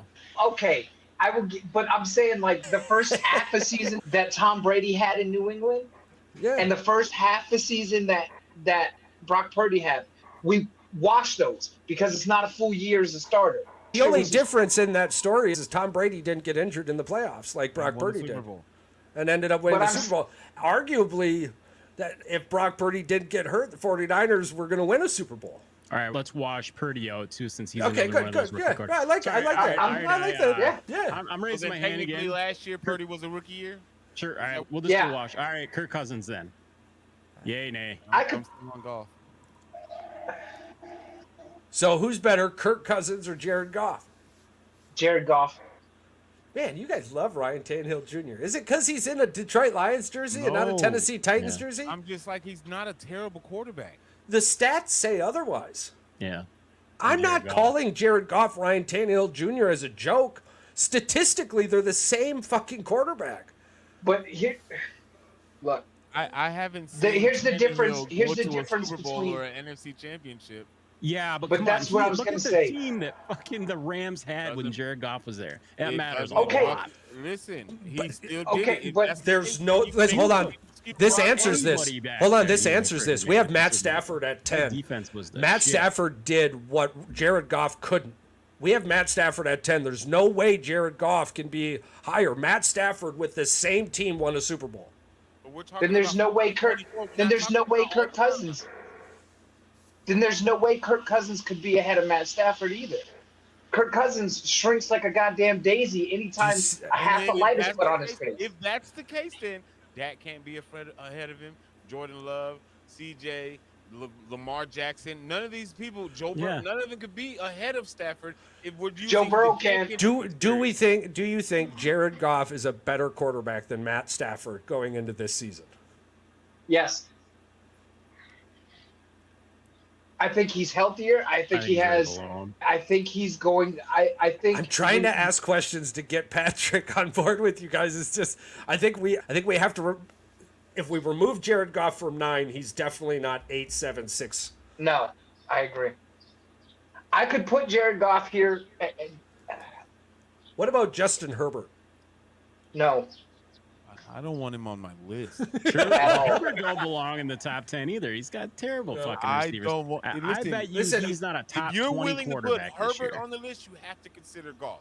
Listen, Goff's quarterback rating of 85.2 was the highest of his career last season. Are we willing to put a quarterback whose best year ever got him to an 85.2 for a passer rating in a top 10 list? No. I understand the team. The Detroit Lions are a top 3 team in the NFL. That doesn't make Jared Goff a top 10 quarterback, because otherwise we're talking about a Rex Grossman here, gang. Well, if the Lions win the Super Bowl, it's not because of fucking Jared Goff. This is the thing, right? I would rather he just has to not lose them one. I would honestly rather take Goff off and reinstate Jordan Love and CJ Stroud than put Goff on the list, because I think both. Do we tie them?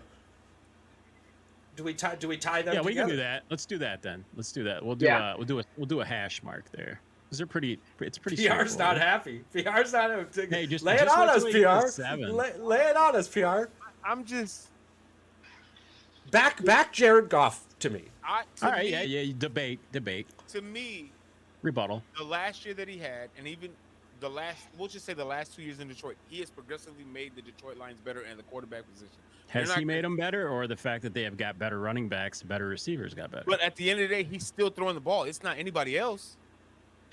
Yeah, they hand the ball off, and they ran 3 or 4 times. Goff is a bottom 10 quarterback while facing pressure. Statistically. On his back. But you're saying that Goff is Ryan Tannehill Jr. But Yes. Ryan Tannehill hasn't done anything close to what Jared Goff has done. You're right. Ryan Tannehill's team has not had the same team accomplishments as Jared Goff's team. Who do the wins get attached to? In this situation, who do the wins get attached to? Probably their defense. I love that question. But in this situation, I would say the Rams defense. Did the Rams defense win them their Super Bowl, or did Jared Goff, or no, Matthew Stafford win them the Super Bowl? Because Jared Goff lost the Rams the Super Bowl. Yeah. Yeah, that's true.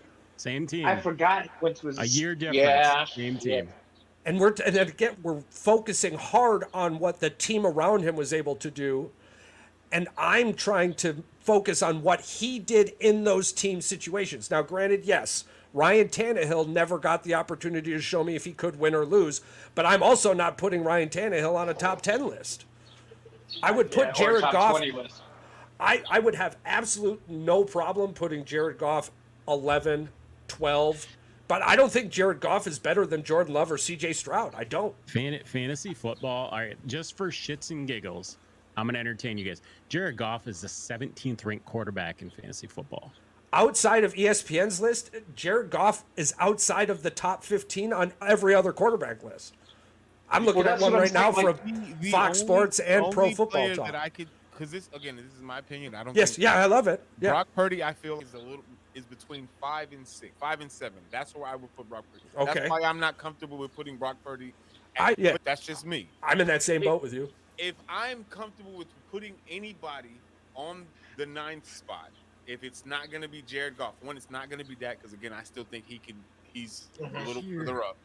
The only names I guess I can consider is C.J. Stroud or Jordan Love, if we're bringing them back into the conversation. Those are the only two names. Tua can't be in this list because I don't think he's a top 10 quarterback. He's just a quarterback in the right system. So the only two names that we could debate, if Jared Goff is not going to be at the 9th spot or any other spot, clearly, because if he can't make it past 9, he's not going to go any higher. I do have go ahead. I'm sorry, finish. The only options that I can see suitable for the 9th spot right now, Jordan Love is Jordan Love and C.J. Stroud. Those are the only two names that I can consider for that spot, if it's not Jared Goff.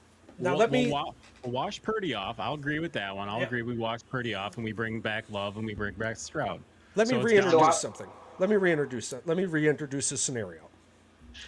The year Peyton Manning won a Super Bowl with the Broncos, would we put him in a top 10 list? Absolutely not. Probably not. Now, he's coming off of the year where he set the touchdown record at 55. He lost that year. To a better defense. And even absolutely. The year that he lost in Broncos, where he had the passing, he was the offense. But he shit the bed because Seattle was a better defense. Yeah. The year that he won in Denver, his offense was atrocious and his defense carried him. Rescued him, yeah. Now we know we know how the story ended. But what I'm asking y'all to do is to forget that and pretend it's the beginning. Would we be comfortable putting Peyton Manning at 10, 9, or 8? After winning the Super Bowl in Denver? No, after losing the Super Bowl and coming back. He had that amazing season, the one bad game. Yes. Why not? Maybe Aaron Rodgers deserves to be at 9. I can't put a guy on the list who, and it's not his fault, obviously, but you play 4 seconds into your first game in a Jets uniform and you're out the rest of the season. That has to count against you being able to be a top 10 quarterback. In Thanksgiving, when we do this, revamp this list again in Thanksgiving or by week 10, that could very well change for me. Yep. But if you're asking me for right now, going into 2024 season, I can't put him in my top 10. That's perfectly fine. So now we cannot put 2 people. Now we have to debate C.J. Stroud or Jordan Love. And this Aaron Rodgers at this point, Aaron Rodgers and Jared Goff are off the list. Off the list. Yep. Cool. I think they are on the list from 11 to 20, and where you want to put them in there, I don't care. But top 10, they're officially out. Okay, so now we're talking about Jordan Love or C.J. Stroud. Okay, so this is going to be a very difficult argument because no matter what is said, I can flip it. Be pissed off. Well, I can flip it on the other side for that guy or against that guy. So I'm going to sit back for a minute, and Patrick, you argue for Love, and we're going to hear arguments against him. PR, I'm going to put you in a different spot here. I'm going to keep you neutral. And you're a Bears fan, so I know when you're going to tell the truth because you're going to be upset when you tell it. Or you'll be happy. There's three things. Well, 4 things going better for the Packers than there are for the Texans. Yes. You got a better defense, a better offensive line, probably have a better coach. And you don't have to rely on weapons because you don't need weapons. Love is the weapon. And he's got a better running back. Yeah, do you not think that Mixon is not as good as I think Jacobs is a much better running back. Much better. Josh Jacobs is a one-trick pony. Josh Jacobs is second to CMC. That is the only person Josh Jacobs is second to. Yeah, Josh Jacobs in the last 5 years, number 2 behind CMC. I love you, Mike. But you're outside. This is the thing, okay? I could absolutely put Jordan Love here, and of course, I would have 0 argument against that because essentially his rookie season, he came out and balled like a motherfucker with weapons who are little, like Pat said. He didn't They're need not big even names. weapons. They're a bunch of That's what freaking I'm saying. nobodies. Yeah, He didn't nobody's need picking them in big names. fantasy. Yeah. Yeah, he didn't need guys who are getting 150 yards He per just balled game. the guy that was open. He went and balled out. So I think Jordan Love here makes a fuck ton of sense for me. And actually, I would advocate more for Jordan Love at 9 than I would at CJ Stroud for 9. We just haven't Because seen enough from CJ. this is the thing. You could, if we wanted to flip it on its head, CJ exceeded every single expectation that anybody had of his rookie year. Exceeded beyond belief, right? In a terrible division. Yeah. Yeah. Yes, absolutely. I will give it to the NFC North versus the AFC South. The NFC North is a much more competitive, harder hitting, shittier weather to deal with, worse stadium conditions, all of that. So the NFC North, I could actually argue for putting Jordan Love higher. I can put Jordan Love higher than I would CJ Stroud and put CJ Stroud at 9 because the factor of he does play in the division where your competition is, what's his name? Trevor Lawrence? Yeah. Holy shit. I'm going to wait just a moment. PR. You're muted.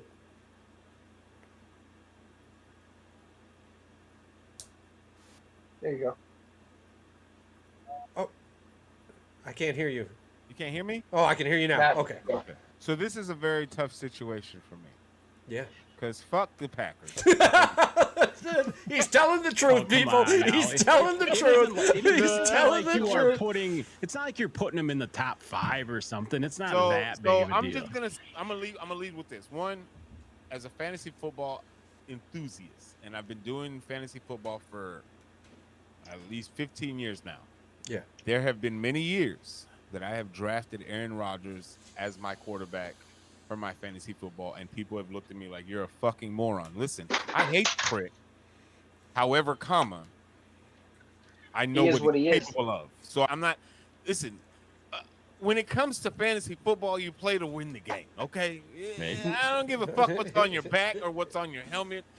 I'm drafting for different purposes. Does it hurt and burn my chest a little bit? Fuck yes. Of course. However, it is what it is. CJ Stroud, yes, he had this fantastic year. Jordan Love had a unprecedented year that nobody expected, except I think for maybe even Charles, if I'm not mistaken. When we talked about this well before into the preseason last year, we all had the anticipation of what we saw the year before he got the starting position. Like, this guy is dog water. Yeah. For some reason, Charles stood 10 toes down and stood on that hill all by himself and said, no, Jordan Love is our guy. And here we are, 365 days later. He is standing tall, proud, and just, this is my quarterback without the tears. Yeah. If I'm going to have to pick out of the two to put into the 9th spot, and in my opinion, whoever doesn't get picked basically is gone, because either one at the highest is maybe 8, maybe 7 pushing it, but whoever's left is very limited on their cap as far as for this year, as far as for our preseason type.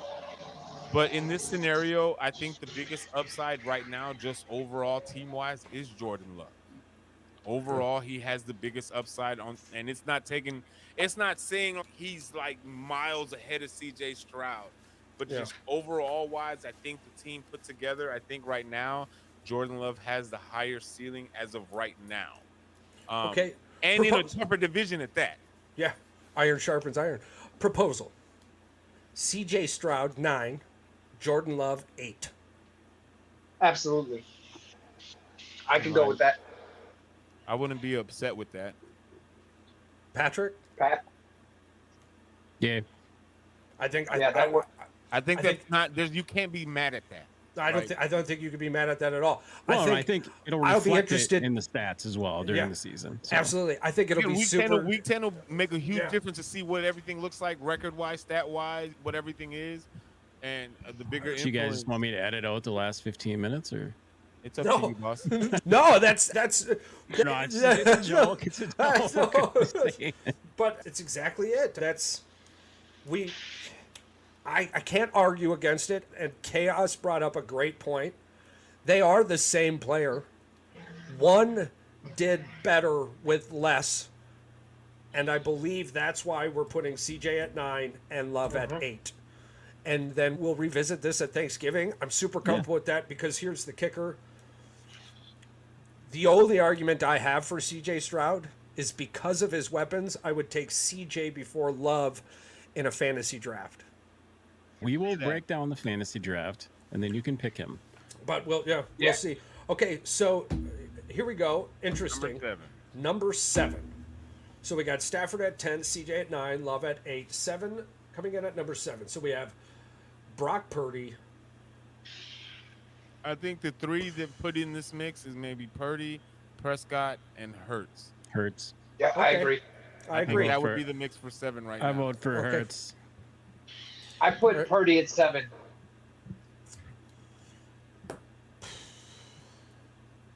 Like, this one's a tough one too because you can make an argument for either one of them, and one or two of them can still be higher on this list at some point. Yeah. Yeah. So it was between Dak, Hurts, and Purdy. I would vote. Yeah, it's not that easy, huh, buddy? You guys were just going to leave Brock Purdy off the list, and now you guys are voting for him. What the fuck just happened? Well, we brought Jordan, so it's like I took him off because I thought we were. That's why we weren't voting for him because we wanted to put him higher than 9. Yeah. Oh God, they're going to trade Ayuk, and he's not even going to be a top 10 quarterback. So Ayuk was an afterthought in that offense. He had quite a few yards and touchdowns. I think honestly, he was better than Debo. Covered. He was getting double covered. Yeah, I think that's why I put him at 7 is because he is a good quarterback with fantastic weapons, but he is slated to lose one of his top 3 weapons, whereas Dak still has CeeDee Lamb for now. Jalen still has AJ and Smitty and Dallas Goedert, right? I think Purdy at 7 for me just makes the most sense. Let me ask this, and just to throw it out there and see where everybody's head is at. So we're at 7, right? Yeah. I'm gonna go up. Purdy, Dak, Jalen, or Purdy, Jalen, Dak. Where we're at right now, those are the 3 names, and we're deciding who's 7, who's 6, and who's 5. Yes, absolutely.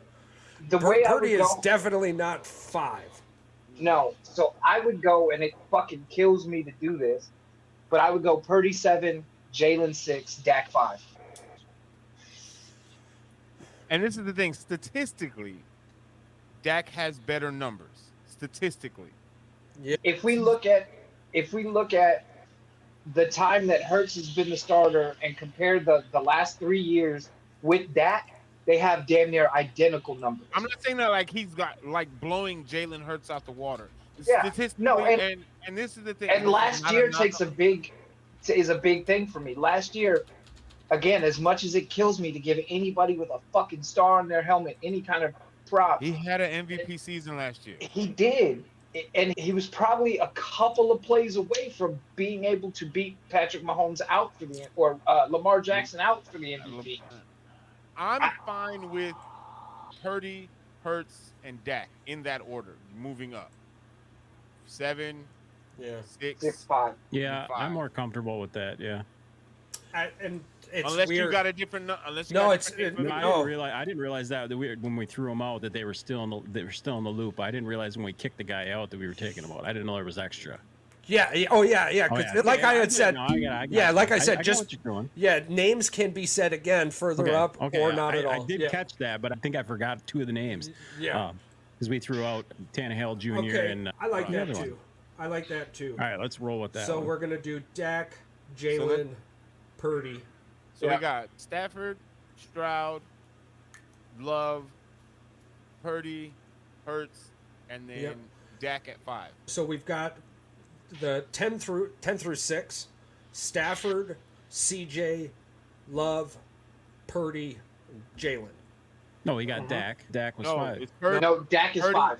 Dak was 5. Yes. Now that was 10 through 6. Now we're starting the top five. Gotcha. We're starting the top five. And he was just doing the bottom five. Yeah, I was just doing the bottom five. Yep. Now to start the top five, we put Dak at 5. I was say it's consensus. We got 3 out of 4 already. So, all right, are you good with 5? Are you good with that, Charles? The crazy thing is, I wish I wasn't. Yeah, but it makes sense. It makes complete total sense. Right. For it now, makes complete. Like absolutely. This shit could change in 10. All right. Now 4. So now we have. It gets a little hairy. This is where it gets hairy for me. Yeah, we have Josh Allen, Joe Burrow, Lamar Jackson, and Patrick Mahomes. Are we putting any other name in that mix? No. Are we taking any names out? It's impossible if we're not putting any names in. I don't know about you guys, but I've got Burrow. You have Burrow at 4. I've got Burrow at 4. Okay. I could do Burrow at 4. That makes sense to me since he was injured. I don't know what he's going to be this year with that injury. I don't know what he's going to be. He could be bottom 10. And you don't know what he's going to be with that shit offensive line again. Yeah, that's true. He has good weapons, but Joe Burrow has also been one of the quarterbacks that has been most sacked in the league a couple of times. And it's catching up to him for sure. It's catching up to him physically. Burrow at 4 makes the most sense to me. I like Lamar Jackson at 4. I could go there too. They're halvesies for me, but I'll take Burrow. Yeah. Yeah, I think Burrow has had more playoff success, and that's Here's why. The thing. That's why I put Lamar at 4 over Burrow. As much as I hate to say that, the only reason I'll give Lamar a nod over him for at least a spot would be because he was the MVP. Twice. That's it. Yeah, Twice. That's the only reason. Yeah. But being the 4th best quarterback in the league in the NFL is not a terrible position. It's not a knock. No, not at all. It's not a knock. But the NFL isn't about the regular season, and the MVP is about the regular season. To me, I'm thinking about Super Bowl wins, and Lamar Jackson hasn't shown me he can do it in the playoffs. And this was his best fucking chance ever. Here's the thing, Lamar and he Jackson, still failed. If he keeps failing and only getting to the playoffs, he might not go down as a Hall of Fame quarterback because he probably will injure himself right out of contention. He could. He's got one more season to play. I think his window is less than 3 years. I agree. Yeah. To me, it isn't about what you do in the regular season for this list. I'm not wondering who's going to be the best regular season quarterback. I'm wondering my hopes is that 1, 2, and 3 are playing for the NFL championship. However it is, 3v1, 2v1. I don't see Lamar Jackson on that list. But let me ask you this. A healthy Joe Burrow is in the playoffs and does better than Lamar. So if Lamar, let's just say in the next 3 years, we'll say 2-3 year time frame, because that's what you're saying before he just drops off, right? He wins 1 or 2 titles. Does that make him a top 3 quarterback for the next 5 years? He wins a Super Bowl. He wins a Super Bowl. I'm going to start putting Lamar Jackson in the conversation for one of the best quarterbacks of all time. But right now, if you're asking me who's better, Lamar Jackson or Dan Marino, I'm telling you Dan Marino. Yeah. And this also, you have to play this into a factor. I know people hate to do this, but it's like it goes with this style of play. Lamar Jackson style plays to go with even Michael Vick, RG3. Yes. When you're a scrambling quarterback, Cam Newton, that style of play is only going to do you so good for so long. If you're not able to hit from a linebacker, but not just that, if you career. can't hone in on the actual position, yes, I'm glad that you can be mobile. I'm glad that you can move on your feet and keep the play alive. However, how are you also when it's in the pocket? Because you're a quarterback. Yes, it's great that you can rush 1,000 yards in a season. Do you guys realize that no matter, and I don't mean to cut you off. No, you're good. But no matter what happens, there was only one quarterback on our top 10 list with a Super Bowl win. Yeah. Oh, Stafford. Two. Stafford. There's Stafford. 2. Thank God. Thank you, Maddie. Patrick Mahomes and Stafford. Oh, Patrick Mahomes and Stafford. Crazy. But there is a quarterback in the top 5 with sub 4 playoff wins, and that's fucking crazy to me. Yep. That's true. That we're talking we're having a legitimate discussion about a quarterback who can't win in the playoffs because he has personal hardware earned during a regular season.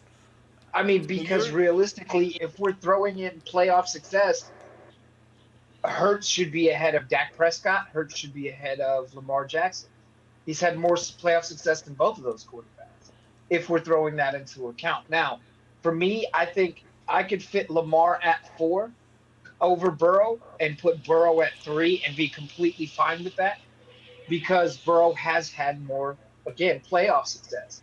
I've got more faith that Lamar Jackson's going to repeat his success that he had last season than Joe Burrow is going to have any success this year because he was hurt.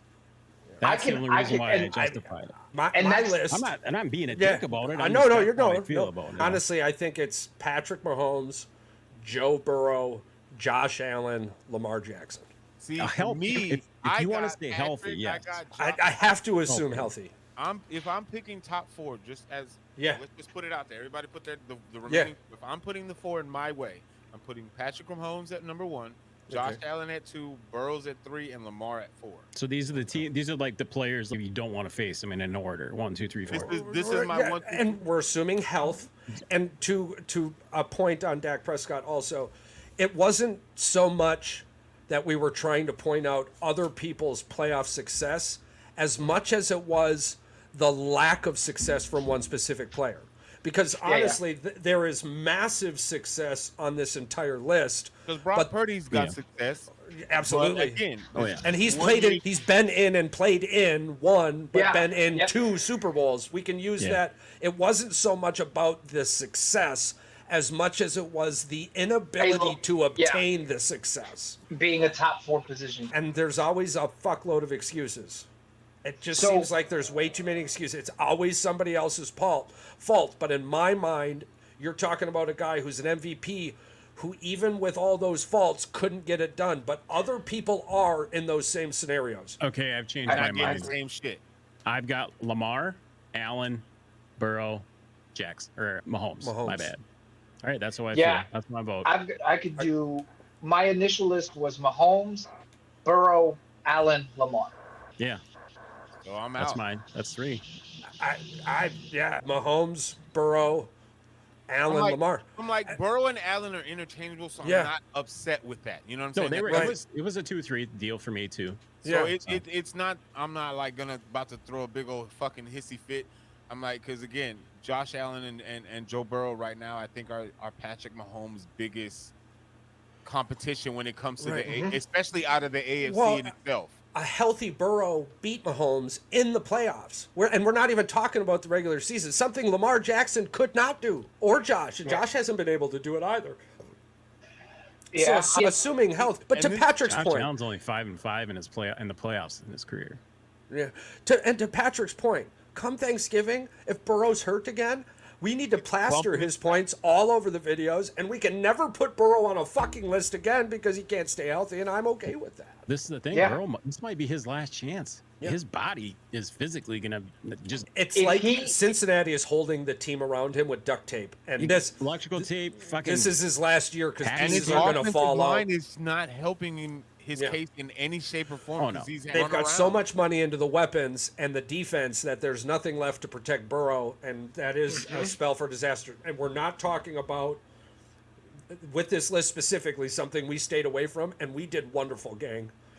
And we tried to veer towards it a little bit, but we didn't focus on team success as much as we focused on player ability. That's something, and I love that. I absolutely love that, because if we were focused on team success, Ryan Tannehill Jr. deserves to be on this list. He's on teams that make it far. And I think that's where people get lost with Goff. I really do, because he's on teams that make it far, and nobody makes it there without a great quarterback until you remember Rex fucking Grossman. Well, and the other reason I'm okay leaving Jared Goff off of this list as opposed to Hurts, Purdy, is because Jared Goff has been the reason that his teams have lost before, whereas Purdy has not been the reason that his team has lost. Jalen Hurts has not been the reason that his team has lost. Now, have they contributed to losses? Absolutely. But Jared Goff, I can absolutely point to games where Jared Goff is playing so shitty that it didn't matter how the rest of his team is playing. 3 or 4 games a year. Yeah, that's why and you can't say that about Dak. You can't say that about Jalen. You can't say it about Dak against Green Bay, but you can't say that about Brock Purdy. Yeah, leaving Jared Goff off, that is the biggest factor for me. He's been the cause of losses. Whereas most of these quarterbacks, you put the ball in their hand and they're going to deliver. Well, Philly, major. Go ahead. I was just going to say, Philly faced a fucking gauntlet last year. We faced San Francisco, Kansas City, and Buffalo back to back. And we beat 2 out of those 3 quarterbacks. We beat Patrick Mahomes. We beat Josh Allen in games that we were supposed to lose. Do you want to know a crazy stat for Jared Goff? Yes. He has 9 playoff games played. He has 8 touchdowns. That's it? That's it. He has 8 That's touchdowns. Horrible. He has 8 touchdowns and 2 interceptions. Jared Goff stats do not get better the more you That read. is crazy. They don't. That is crazy. He's only got 2 picks, but and this is why I'm revisiting the Jordan Love contract thing. When you're living in a world where Ryan Tannehill Jr. got a bunch of money, Trevor Lawrence got a bunch of money, you're looking at myself and I'm way better than all of them. There's no way I'm taking less money than them. And then you have Green Bay on the other hand, where yes, you have, but you didn't prove that for a full season, and we want to see more. We know you are it. We love you. Blah blah blah blah blah blah blah. That's just how business works. Do I think the contract is going to be done? Yes. $280 million is going to be a hell of a lot cheaper now than the 320 to 340 you're going to have to pay him next year. You want to compare the list? Yes. I got the ESPN list up. Okay, so our list, and we'll go one. We'll go one. All right, you say one, and I'll say let's raise fingers on what we got right with ESPN. So, well, how about the ESPN got right with us? All right. Number 1, Mahomes. However way you want to spin Number one is Mahomes. All right. Number, there's one thing. Number 2, Burrow. Correct.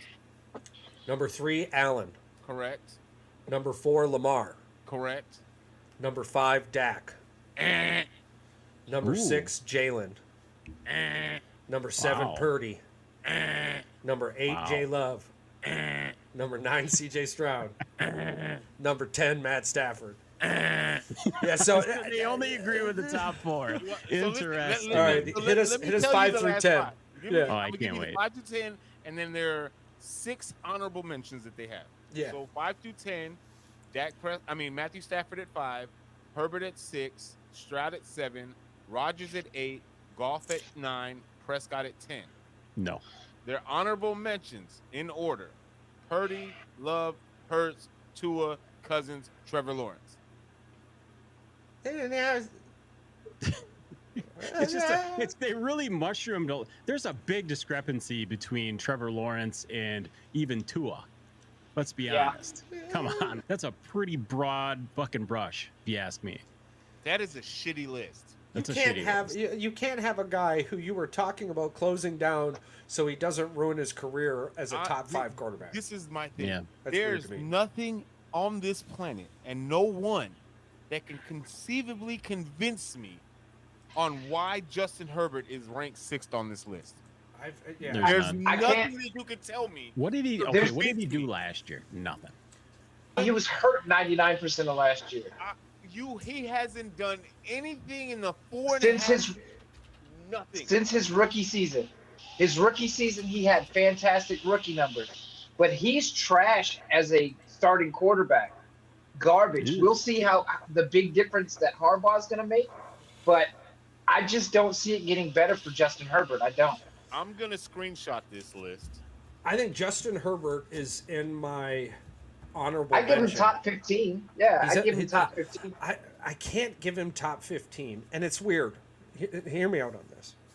He's in an honorable mention in a prize pool type thing.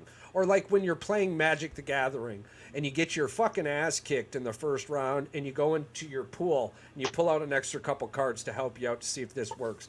And the reason I've got him in this pool is because Jim Harbaugh turned J.J. McCarthy into a top 15 NFL draft pick. True. If he can turn J.J. McCarthy into that, if Justin Herbert is anything that everyone says he is, Harbaugh is going to turn this dude into a dog. We'll see come week 10. And I was just going to say, a rabbit hole. Dude, I went down a rabbit hole. Where'd you go? Wait till you hear this shit, dude. Justin Herbert's mom, Holly S. Herbert on Instagram, dude, she's got an Etsy shop. and she freaking has some of the craziest freaking abstract art I've ever seen. There's a koi fish, and then one of them's a skeleton of a koi fish, and then there's koi fish, snakes, demon eye cats, a teary ass freaking bleeding moon sun looking thing. Dude, is she tripping balls on mushrooms when she's drawing some of this shit? Isn't she from California? They're from the West Coast. Dude, this is crazy. Her art is nuts. I can't put Herbert on a top 10 list. Can't. And then Matthew Stafford is fifth? Yeah, I can't do that. This is the thing, right? I get he won a Super Bowl. But you're not going to sit here and tell me he's going into next year as a top 5 quarterback in the league.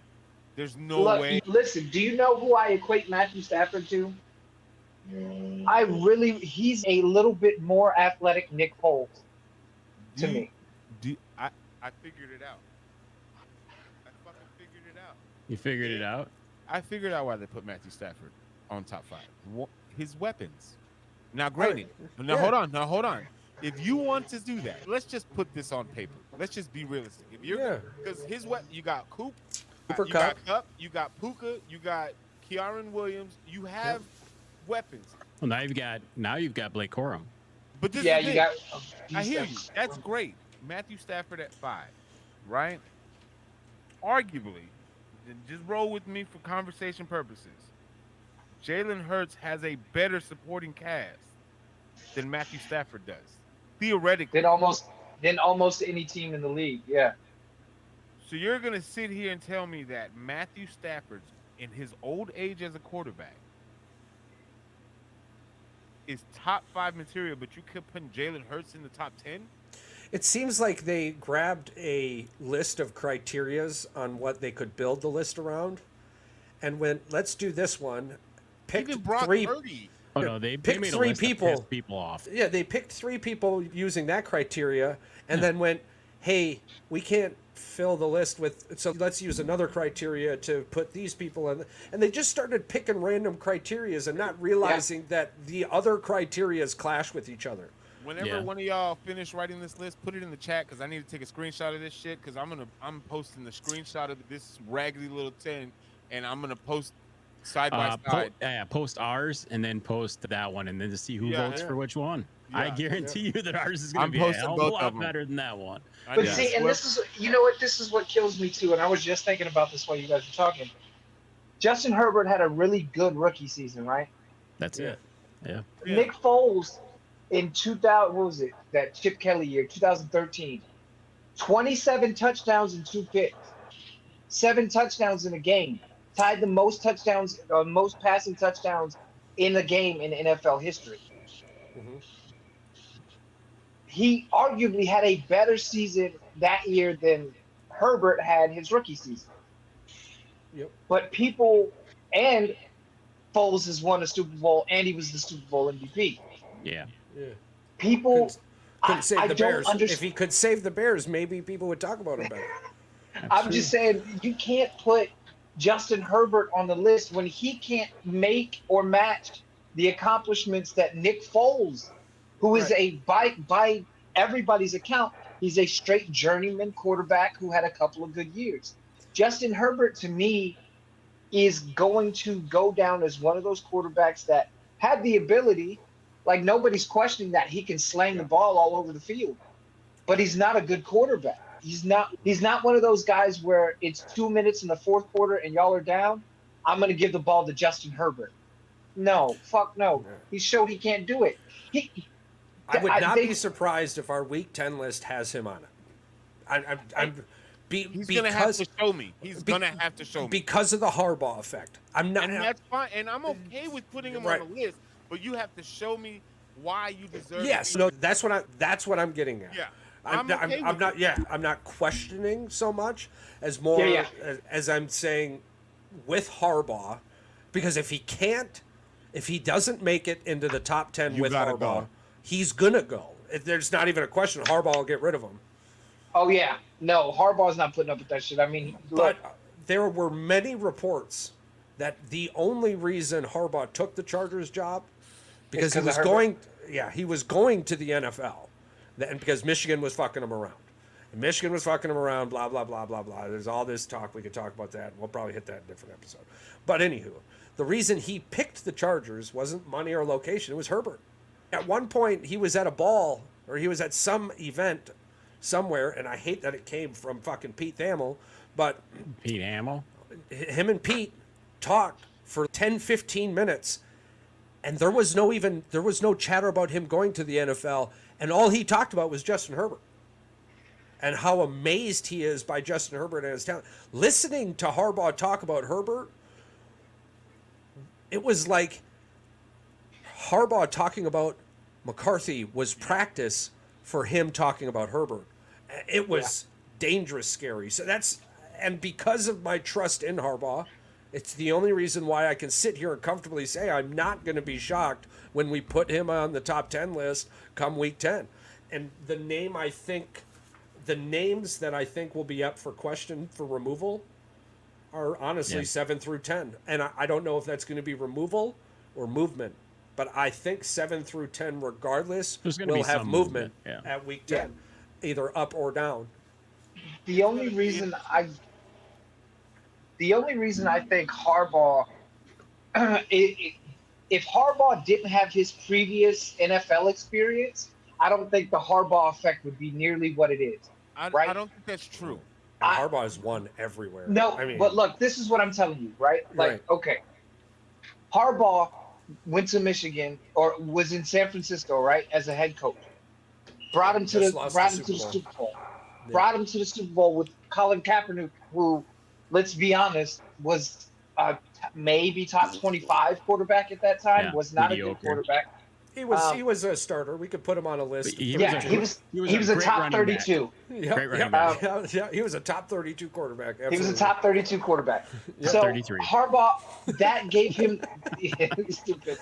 That experience coaching in the NFL and seeing how different the college game versus the NFL game is makes a huge difference. It absolutely does. For coaching, for players, for everybody. If you get that experience, it makes it a big difference. That's why at Michigan and Stanford, he brought in coaches from the NFL. Yeah. He ran NFL offense. That's why they won a national championship. They ran an NFL. They ran such a crazy scheme, and Moore is actually still running it at Michigan. They're running an NFL offense. And that's my point. If Harbaugh doesn't, if Harbaugh doesn't have that NFL coaching experience, I don't know that him coming to the NFL for the first time now would still have the same effect. No, now, it wouldn't. Harbaugh coming to Justin Herbert is intriguing because, one, Harbaugh has quarterback experience, right? He was a quarterback in the NFL. He was like a backup quarterback in the NFL. So you have that. You also have a Super Bowl appearance as a head coach. And then you go back down to college and you are a national championship winning head coach. So you have big game experience. Who's the last head coach that Justin Herbert had that had big game experience? Not one. Not a single one. No. So I think the ball like Colin Kaepernick. They have the same throwing motion. Yeah. That's why Harbaugh likes him then. Well, Charles said maybe he had to have seen something in this guy to say, hey, I know you can physically make these throws. We just need to get you the weapons to be able to do it. That might not be this year. Maybe it's next year in the draft. Who knows? But I think he was smart to go after Joe Alt when he went after him. Oh, for sure. He's got a left tackle now. They lost their center on health. Left tackle. Yeah. They lost Lindsey. Crazy. Yeah, they lost Corey Lindsey due to he retired due to health reasons, and Green Bay Packer fans know him well. Yeah. I think where Herbert is fucked is he doesn't have receiving talent. No, like you got Blake, and also the division that he's in. Well, I don't know if Blake Corum can catch out of the backfield because I didn't watch Michigan games like that, so I don't. Yeah. But I don't know if he can catch out of the backfield like that. But Quentin Johnston, that's his wide receiver one. Here's the thing. In this scenario, we focus on names, but we don't realize that the head coach is going to put randoms in position to become a name. True. Hey, people are going to want to come and play for Harbaugh. Just to be honest, it's going to be a shit show, but how is he going to polish this shit show is the question. It's not going to be a Sean Payton shit show. I'm hoping not. It doesn't. I'm like Harbaugh has a different effect. I'm not saying that I don't have confidence in Harbaugh's ability to coach. 'Cause clearly, we've seen it in. No, I have confidence in his ability to show us if Herbert is anything. Yes, absolutely. Okay. I feel like Absolutely. this is the year Herbert. Now it's almost like you have no excuses. Yes, you don't have weapons. I'm going to give you this year and next year because one, you're getting into a new system, new head coach. You got to build your weapons. Fine.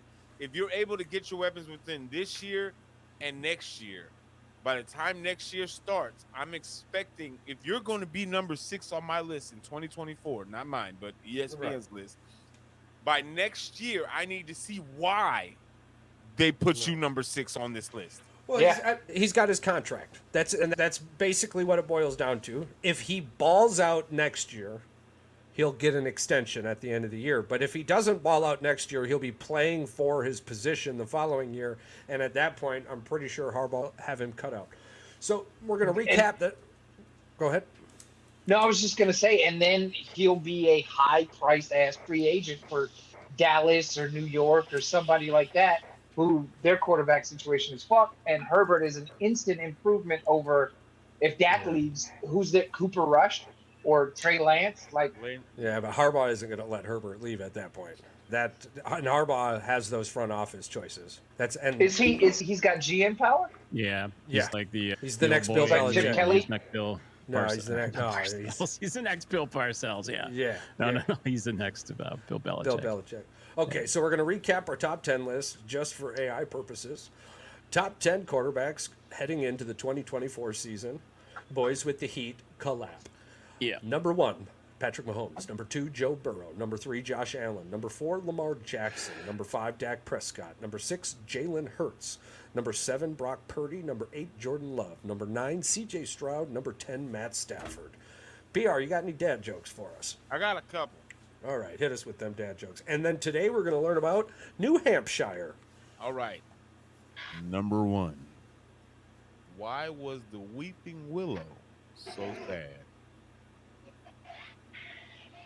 This is stupid. Yeah. It watched the Sappy movie. movie. I don't remember Willow's being sappy. I don't know. I don't remember either. People don't realize that benefits of a sun-dried grapes. I'm raising awareness. You're raising awareness. Sun-dried grapes. Here are some interesting facts about New Hampshire. New Hampshire, which I'm pretty sure that's exactly how you pronounce it, but New Hampshire became the 9th state of the United States on June 21st, 1788. 12 years after one of the greatest years of all time, 1776. Nickname, it's often called the Granite State due to its abundant granite supply. The pink Conway granite and gray Concord granite were quarried locally and used in structures across Boston, Washington, D.C., and other towns. So basically, New Hampshire was the foundation for your cities like Boston, Washington, D.C., and surrounding towns that had money. That's neat. Mount Washington, home to extreme weather conditions. It's the highest peak in northeastern U.S. I didn't realize that's fucking, the Appalachian Mountains don't go all the way up to goddamn New Hampshire, do they? No, this is a whole different range. They're a whole different range. I didn't know that even. Mount Washington? I don't know nothing about that. I ain't heard nothing about that. The Animaniacs failed me. Animaniacs. State capital, which the Animaniacs did not fail me because Concord is the capital of New Hampshire. So you have Concord as the capital city of New Hampshire. This was funny. New Hampshire boasts several iconic products that have made their mark. Here are a few noteworthy ones. Pitco Fryalators. If you've ever enjoyed French fries, donuts, chances are they were cooked in a Pitco Frylator. These fryer, pasta cookers, and oil filtration systems are used in top chain restaurants across the United States and over 100 countries worldwide. So basically, your deep fried food. The home of the deep fryer. The home of the deep fryer is New Hampshire. It rhymes too, so you can put that right in a Dr. Seuss book. All right, all right.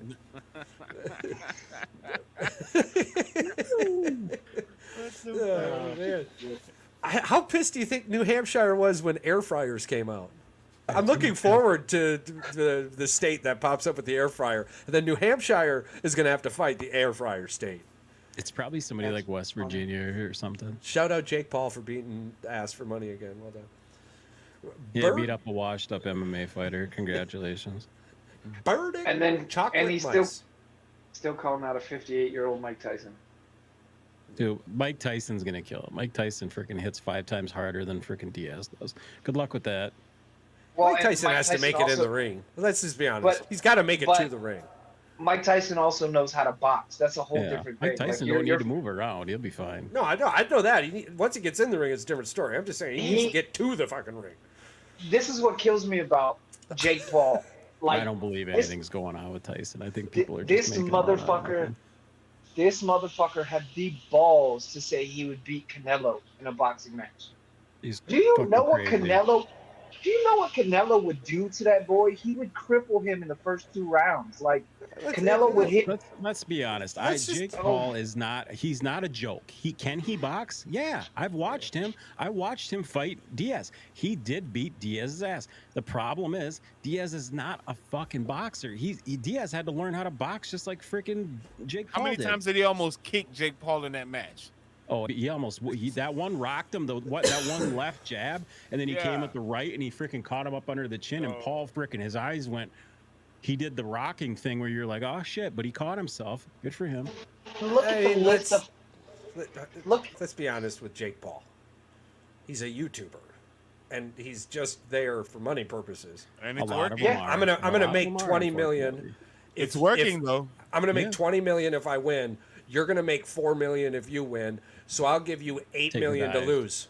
Yeah, take that. And it's very simplistic, and It happens a lot in boxing, unfortunately, and it's been proven to happen a lot in boxing. most of and these it's matches still- aren't regulated, right? No. Like And it's it's- not by a gaming fighting commission or nothing. Yeah, no, like it's that. it's all exhibition shit. But it Yeah, also not just shows that, you why. no. It's It entertainment. also shows you why these guys won't go into MMA. Like you're calling out Conor McGregor. Okay, motherfucker, go fight Conor in the cage. See what happens. It Yeah, ain't. but- It ain't. No, it ain't- Connor can't be bought. He's Well, got the too other much thing money. is too. Neither one of these are being drug tested either. Who knows what the hell Paul's on? Because Paul got freaking huge too. He was not that big. Well, He yeah, was no, like, come absolutely. on, I be still, honest. I still remember And- when they were YouTube weirdos for little kids, and then said Bro, something it was stupid and got super and weird. pissed off a whole bunch of Jake parents. Paul used to be on the Disney Channel. Let's just Yeah, put that into Yeah. perspective. yeah. And I mean, let's look at the list of opponents that he's faced. Ben Askren, Nate Robinson. Come on, you're fighting guys. Ben Askren hasn't been at the prime of his MMA career since before he But- got knocked out by but- Jorge Masvidal. we did just Adam- out Anderson loud. Silva. We out loud answered that question though. He can't fight anyone in his prime in these No. scenarios because Who did these his aren't ass whoop? not only that, but they're not sanctioned fight. Like they're No, not. like I It's said, they'd not have real. to they'd have to drug him. He'd have to drop weight. He'd have to This- be at the weight. Yeah, This- exactly. what I'm telling you is happening right now is the new version of the WWE. Which is where- going to Netflix apparently, huh? But less entertaining. As of right now, a million times less entertaining. But I'm telling you, you start getting a bunch of. We're talking about a scenario like the Big Three here, right? Where he doesn't need to have the primetime fighters show up. He just needs names to show up when they can. And Yeah. as long Yeah. as names keep showing up when they can, those names are going to make more money than they will winning somewhere else. And he's going to continue to do what he's doing. Now, because of the entertainer that he is, there's no way Tyson Fury's brother was going to lose to a YouTuber. It's No, impossible, fuck no. right? Not So- at all. But it still made an assload of money. So that's, you got to give it to him. They're marketers. He's smart for what he's doing, but I think this is the thing. Like boxing has been essentially dead since the UFC became a global phenomenon, right? Yeah.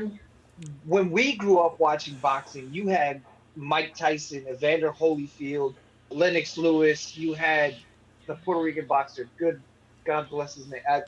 Anyways, you had Bernard Hopkins, Roy Manny Jones Pacquiao. Jr., Yeah. Manny Pacquiao. You've had all these different Even the weight early classes. Mayweather days. Yeah. Really We need Yeah. to save this for another episode, gentlemen. We're running up on 2 hours and Okay. 22 minutes. Yep.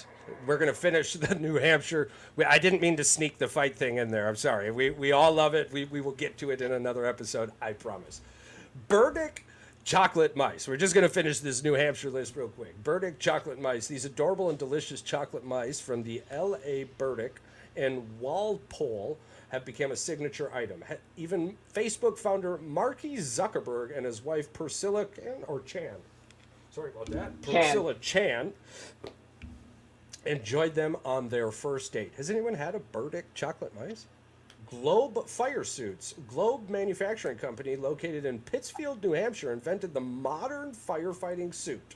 Their waterproof gear protects first responders globally, and they continue to innovate with safety systems. I didn't know that either. Me either. Well done, New Hampshire. Coming in, New Hampshire came in Better tough. than Idaho. Way better than Idaho and Missouri. Way better. Actually, without New Hampshire, Idaho wouldn't even be relevant. Yep. How would they cook all them potatoes? A lot of these colonial area states are going to have a lot of stuff that they're known for. Yeah, that's cool. It'll be cool to see. Yeah. And then Badger Balm. Badger Balm, developed in 1993, Badger Balm provides relief for dry hands. From the original hand balm to sunscreens and bug repellents, their certified organic body care products are a hit. Well done, New Hampshire. That was really good. I loved the episode today, gentlemen. It was fantastic. Absolutely. And we got a lot to talk about on upcoming episodes. F1 circuit is heating up. It looks like the F1 figured their problem out. It hasn't been as dominating. In 13 races, we've had 7 winners now. Ooh. Going into the season, I think in 6 races, we had 2 winners. Well, you had 1, and then you had 2. Yeah, 4 races, and we had... No, because he ended up getting into an accident in race 2 and did not... DNF. The DNF. But yeah, he was winning that one too, yeah. But yeah, F1's getting exciting again. As long as it's not Monaco. Fuck Monaco. Monaco. Otherwise, thank you guys. You guys got anything else you want to add or put to it? Let's see. For me, we just appreciate you guys watching, man. Like, y'all supporting and watching the show means the fucking world. And Chucky and Pat both said, and PR said too, we've got some cool shit coming up between fantasy football and the Olympics and football season getting ready to start. There's some cool shit that's coming up. So you guys keep watching and stay tuned. And I promise the shit is going to be entertaining on a whole new level soon. Can't wait. Not only fans feet pick entertaining, but even No. We stay out of that. Wait a damn minute.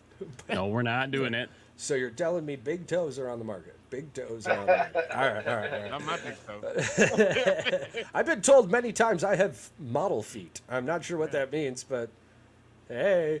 So thank you, as Mike was saying, thank you to all of our listeners out there, our subscribers, our sharers, our commenters. We appreciate you. Good news for all of our listeners out there, I was bullied into making a TikTok account. So I'll be making a TikTok account everybody. soon. Not bullied. I was basically taken out back and smashed with a wet noodle. We're talking damn. The only thing worse that's happened to me this year so far is the Green Bay Packers draft pick. I want you to use your TikTok account as your Twitch account for you to post all of your sports highlights and accolades, because you keep sending them to the group. You got to share them with everybody. You can't share them. So come on. Oh man! All right. See what I'm saying? Comment on things. Straight smashed with a wet noodle. So thank you all so much for your continued support. We appreciate you. The world is a much better place with you in it, and we love you more.